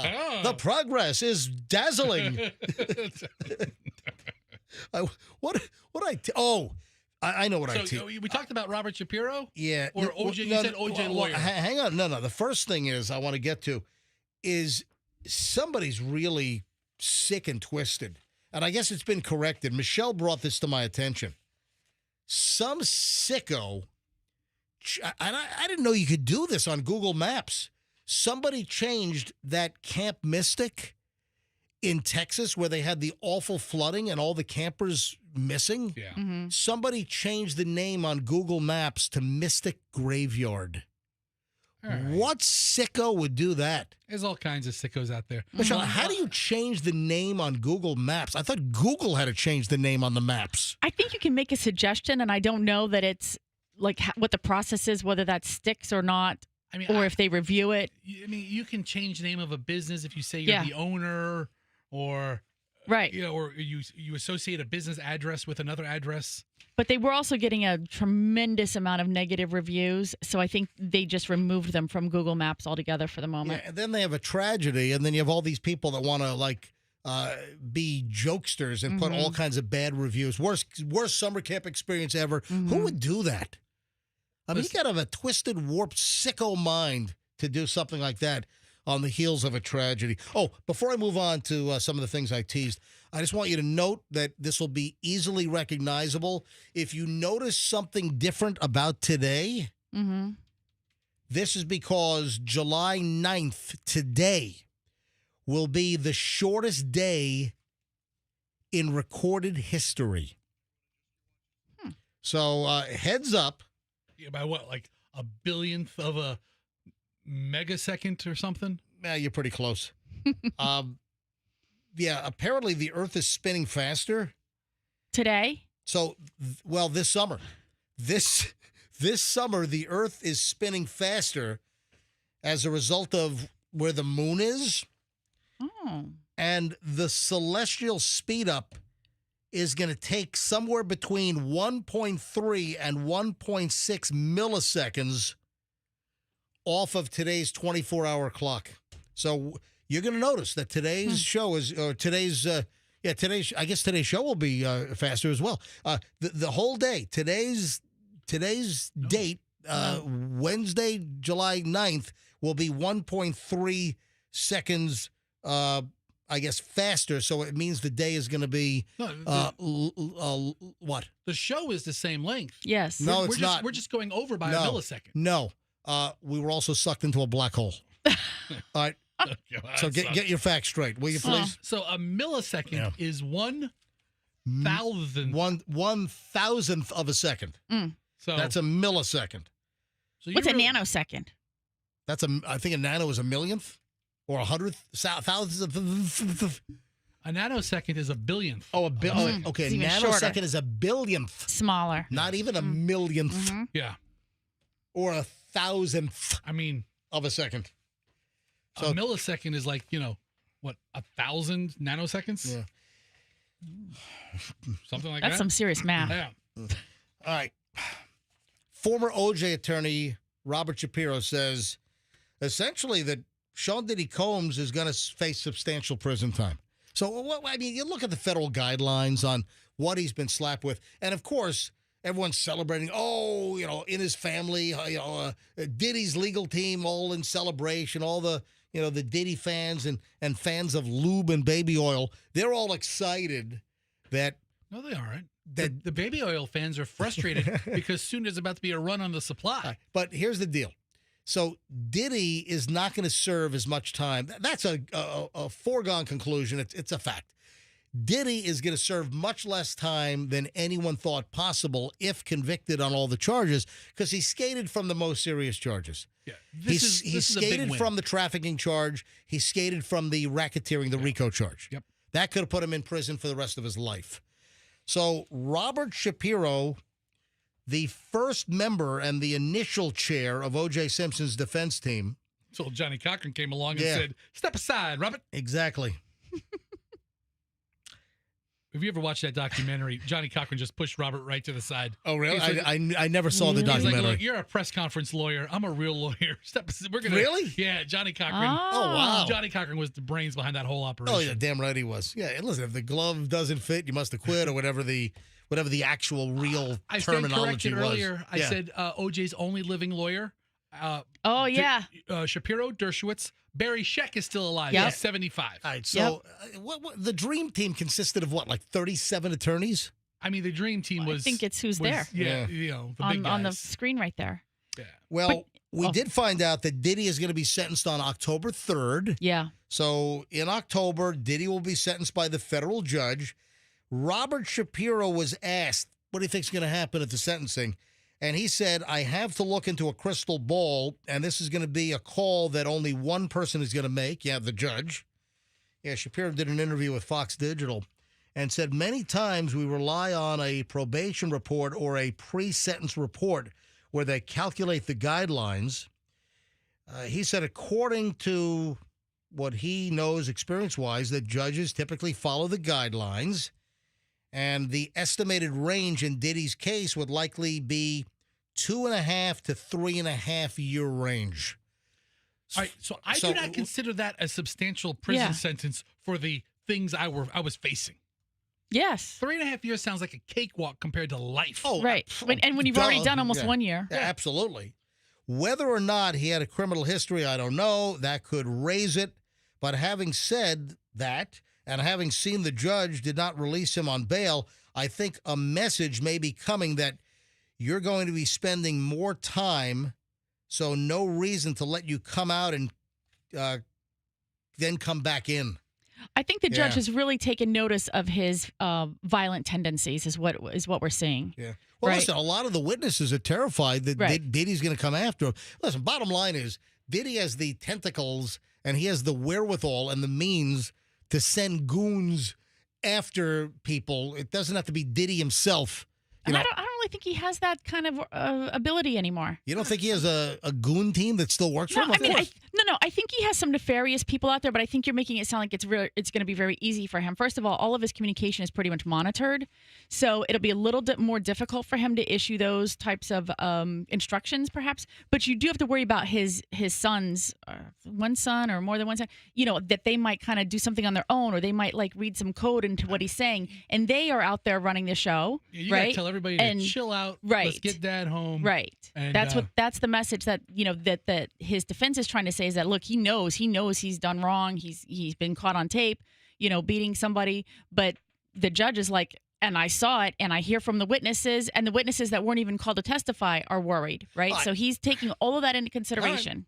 Right. Now, I never really followed all of the details of the East Coast, West Coast rap battles. I just know like Notorious B.I.G. and Tupac. He was with P. Diddy. Yeah. Who was? Notorious B.I.G. That was okay. Well, this is odd then because, tons of civil suits have also been filed against Diddy, not just the federal criminal case. And the latest to come out, and I got to be careful because this is a little sensitive, but a new Sean Diddy Combs lawsuit claims that Diddy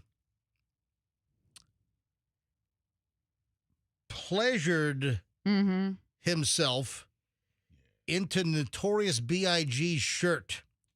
What? New lawsuit says that Diddy did business in an old shirt that belonged to the late Notorious B.I.G. Well, P. Diddy's record label, Bad Boy Records, whatever, they signed Notorious B.I.G. Okay. Like that. And if you look at the videos, they were best friends, it seemed like. Diddy is in every video doing his little yak backup in the songs. You look though at the name of the record label, it was very foreshadowing. Oh, totally. Bad Boy Records. Well, duh. Right. Bad Boy. Yeah, he wanted to be that bad boy, no doubt about it. John Doe has sued Diddy, alleging that in September of 2020, well, that's in the middle of COVID, that Combs pressured him to take a ketamine while he was listening to, I guess, music in some kind of a Biggie project, some kind of a late Biggie project that he was working on. And this John Doe, not using his real name in the civil suit, says that Combs and a few others went to the warehouse in Los Angeles where his clothes are being held in storage. Wait, they got a whole storage warehouse with Notorious B.I.G.'s old threads? What do you donate them to obese homeless people? I mean, what are you going to do with all this guy's clothes? The plaintiff claims in the new lawsuit that Combs provided everyone present with drugs, prompted people to begin running around the warehouse. Okay. John Doe claimed that he ended up in a room alone with Diddy, and Diddy started watching porn on his phone. Okay. The man alleged that Combs grabbed one of Biggie's old shirts off the rack and began doing stuff in front of him, and then just when you think that you don't get any weirder civil suits, here's another one. Well, I think we're going to hear a lot more with all of these civil suits coming out. They're almost all virtually filed by the same attorney. Yeah, and nothing that can come out now really surprises me about Diddy. I'm unreactive toward anything that comes out. Yeah. That's what's going all on he with, did to a Diddy shirt or to Biggie's Yeah, shirt? that's all we know. What's going on with Kelly Clarkson, Michelle? So Kelly Clarkson had this huge, Vegas residency, and the whole thing's on hold. All the support crew, they were shocked to find out that the Kelly Clarkson Vegas residency has been delayed, postponed. Is it canceled? What's the deal? What I read is that she has a very sensitive or vulnerable vocal cords, and so she knows that she can't sing belt it out the way she does every night, night after night after night for hours on end. So and she's been rehearsing. Didn't she know this before she took on a residency in Las Vegas? I mean, I think you sign on the residency, you try to get into shape for it, and then you realize you can't do it when you realize you can't do it. So Kelly Clarkson canceled her new Las Vegas residency just minutes before the first show ever on July 4th was supposed to kick off because of vocal problems. You know who was in the audience? You know who was really, really upset? No, Kelly Clarkson! Steve Carell. Big fan. Steve Carell, front row. Best seats in the house. And he's front row. He wants to see Kelly Clarkson. He's at the Coliseum at Caesars waiting for Kelly to take the stage. Ladies and gentlemen, hold on a minute. Ladies and gentlemen, we're sorry to announce that Kelly Clarkson will not be performing tonight. And that's when Steve Carell went, oh, hang on a minute. Wrong button. That's when Steve Carell said, No, Kelly Clarkson! A little timing issue there. All right, so, she can't do it? Is this putting the whole residency in jeopardy? I mean, she's come close to needing surgery before, apparently, so... Oh, like vocal cord surgery? Right, yeah. Anyway. She's just having a rough time, too. Yeah. Didn't she have a thing with the husband, but he was her, I think, producer or manager before when she was very successful. Didn't she have a rocky departure from her TV show as well? No, I think she still does her TV show. Yeah, I think she still does a TV okay, show. All right, then aren't there issues? Weren't there some issues with the TV? Didn't she take a leave from the TV show? I don't know. I'm not as big a Kelly Clarkson fan as I tell my buddies I am. So if you bought tickets to Kelly Clarkson's Vegas residency at Caesars, I don't know when you're going to be able to hear. Yeah. No, Kelly Clarkson! Or what doesn't kill you makes you stronger. I don't know. I don't know if it's going to kill you, but you're going to come back with a strong voice. I don't know, Kelly Clarkson. I mean, here's the deal with Kelly. Yeah. You know, she does the show. She's like is she like the modern day Oprah? I mean, she has like the biggest talk show on TV right now. I don't know, her or Drew Barrymore. Or Drew. That's right. What do you Drew think? Show. Oh, that's right. Drew does the show too. Yeah. So she's a big star. Yeah. Hope she feels better. Anybody buy anything with Amazon Prime Day savings yesterday? Anybody? Amazon Prime Day goes on for several days. Yeah, now it's 4 days. So Amazon Prime Day, we used to be 1 day. Now it's 4 freaking days. It's yesterday, Tuesday, Wednesday, Thursday, Friday. 4 freaking days of Amazon Prime. I mean, I'm eyeballing a Roomba just to have a relationship. But I mean, there's a lot. I mean, if there's something you need, yeah. You know, I mean, or you've been waiting to buy. I mean, I'm not falling for the scamazon. But listen, like for example, like the AirBuds or the earbuds, right? The Apple kind. They're the lowest price they've been in 3 years. If you want to buy them, now's a great time to buy them. I mean, it's not a scamazon. It's they have things that are on sale now that'll be back to normal price on the 12th. I'm trying not to buy anything. Not even a scuba regulator? I'm a rep. No, I don't buy scuba stuff Not even a pizza stone? No, I have one. Not even a rice cooker? No, I have plenty of Zojirushis at the house. What kind of Zojirushi sales are they doing for I don't know. Jeff Bezos days? Why don't you check? Go ahead and check and see. How about I not check? All right, a couple of things that I teased and we're not going to get to. Yeah. So the cuddler. Listener sends me this link to a website to book a professional cuddler in Tampa today, right? And I'm like, we did the cuddling story. We've talked about professional cuddlers over the years. That the business model exists, but I don't think we had anybody locally who was doing it. Yeah, but then I'm looking at the pictures, and I'll pick this up tomorrow. So is this real? I'm looking at the pictures, and I have, I think, a very valid observation of the alleged professional cuddlers that you can hire here in the Tampa Bay area. So that'll be one of the top items for tomorrow, so stand by. I also mentioned the sleepwalker story. Mm-hmm. Let me touch on this, and then we can, if I want to, I guess we can go back and revisit and talk about sleepwalking, maybe grab some calls on tomorrow's show. But there's a woman by the name of Miranda Knowles, and suddenly she finds an $8 DoorDash charge on her credit card and on her phone. There was like a receipt and a credit card charge. DoorDash, $8. What the hell did she order for $8 on DoorDash? You know what she ordered? She ordered a single package of A&W honey mustard, a condiment. What? So, like a little ketchup packet. Yeah, from the A&W burger stand? Yeah, or root beer burger stand? So A&W, I've been to A&W stands here in the United States. Yeah. And so those little packets, and you think of like a Heinz ketchup, the little ketchup packets or mustard packets. In the middle of the night, she sleepwalked. She sleep DoorDashed. She orders herself one single packet of honey mustard sauce from A&W. And I don't know how the hell you order that on the app, but she was charged $8 for the delivery of it. And she discovers this the next day. Okay. Am I missing something like a hot take? Like you're furious about this, or is this just quirky? It's bizarre, and it turns out that she has a sleepwalking disorder that has affected her for years.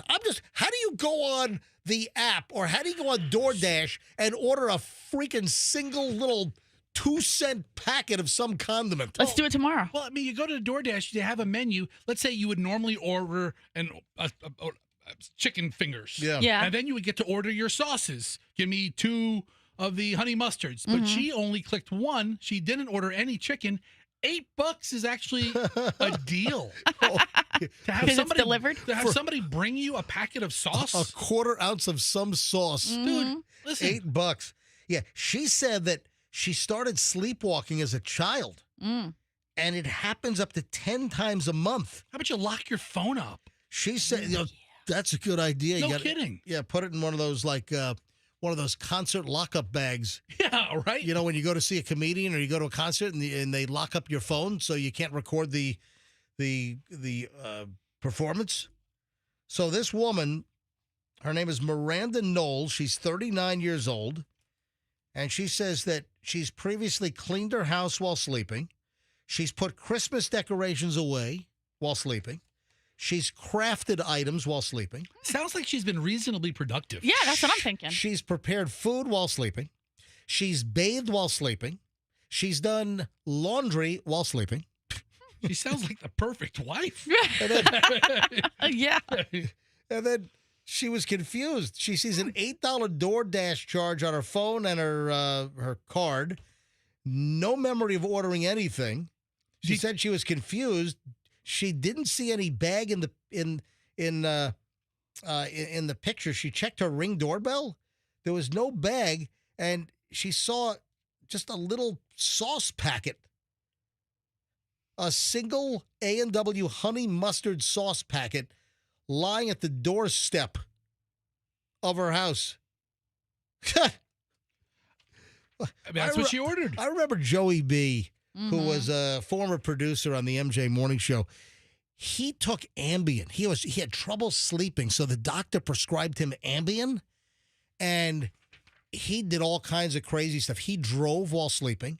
He made food while sleeping.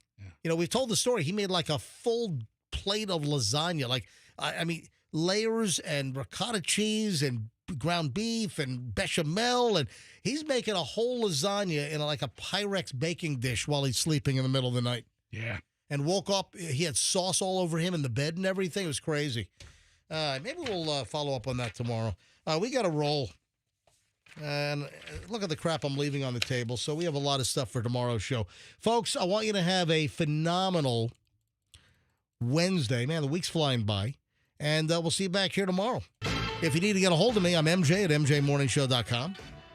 My Instagram is Certified MJ Radio. If you haven't seen the video of the brand new studio, We're not in it yet, but it's almost done. We did a little sit down in the new studio, and it's almost done. Take a look at the video of me, Michelle, Fester. And it's on my Instagram at Certified MJ Radio. Folks, have a great day. We'll see you back here tomorrow. MJ Morning Show on Q105, and let's be careful out there.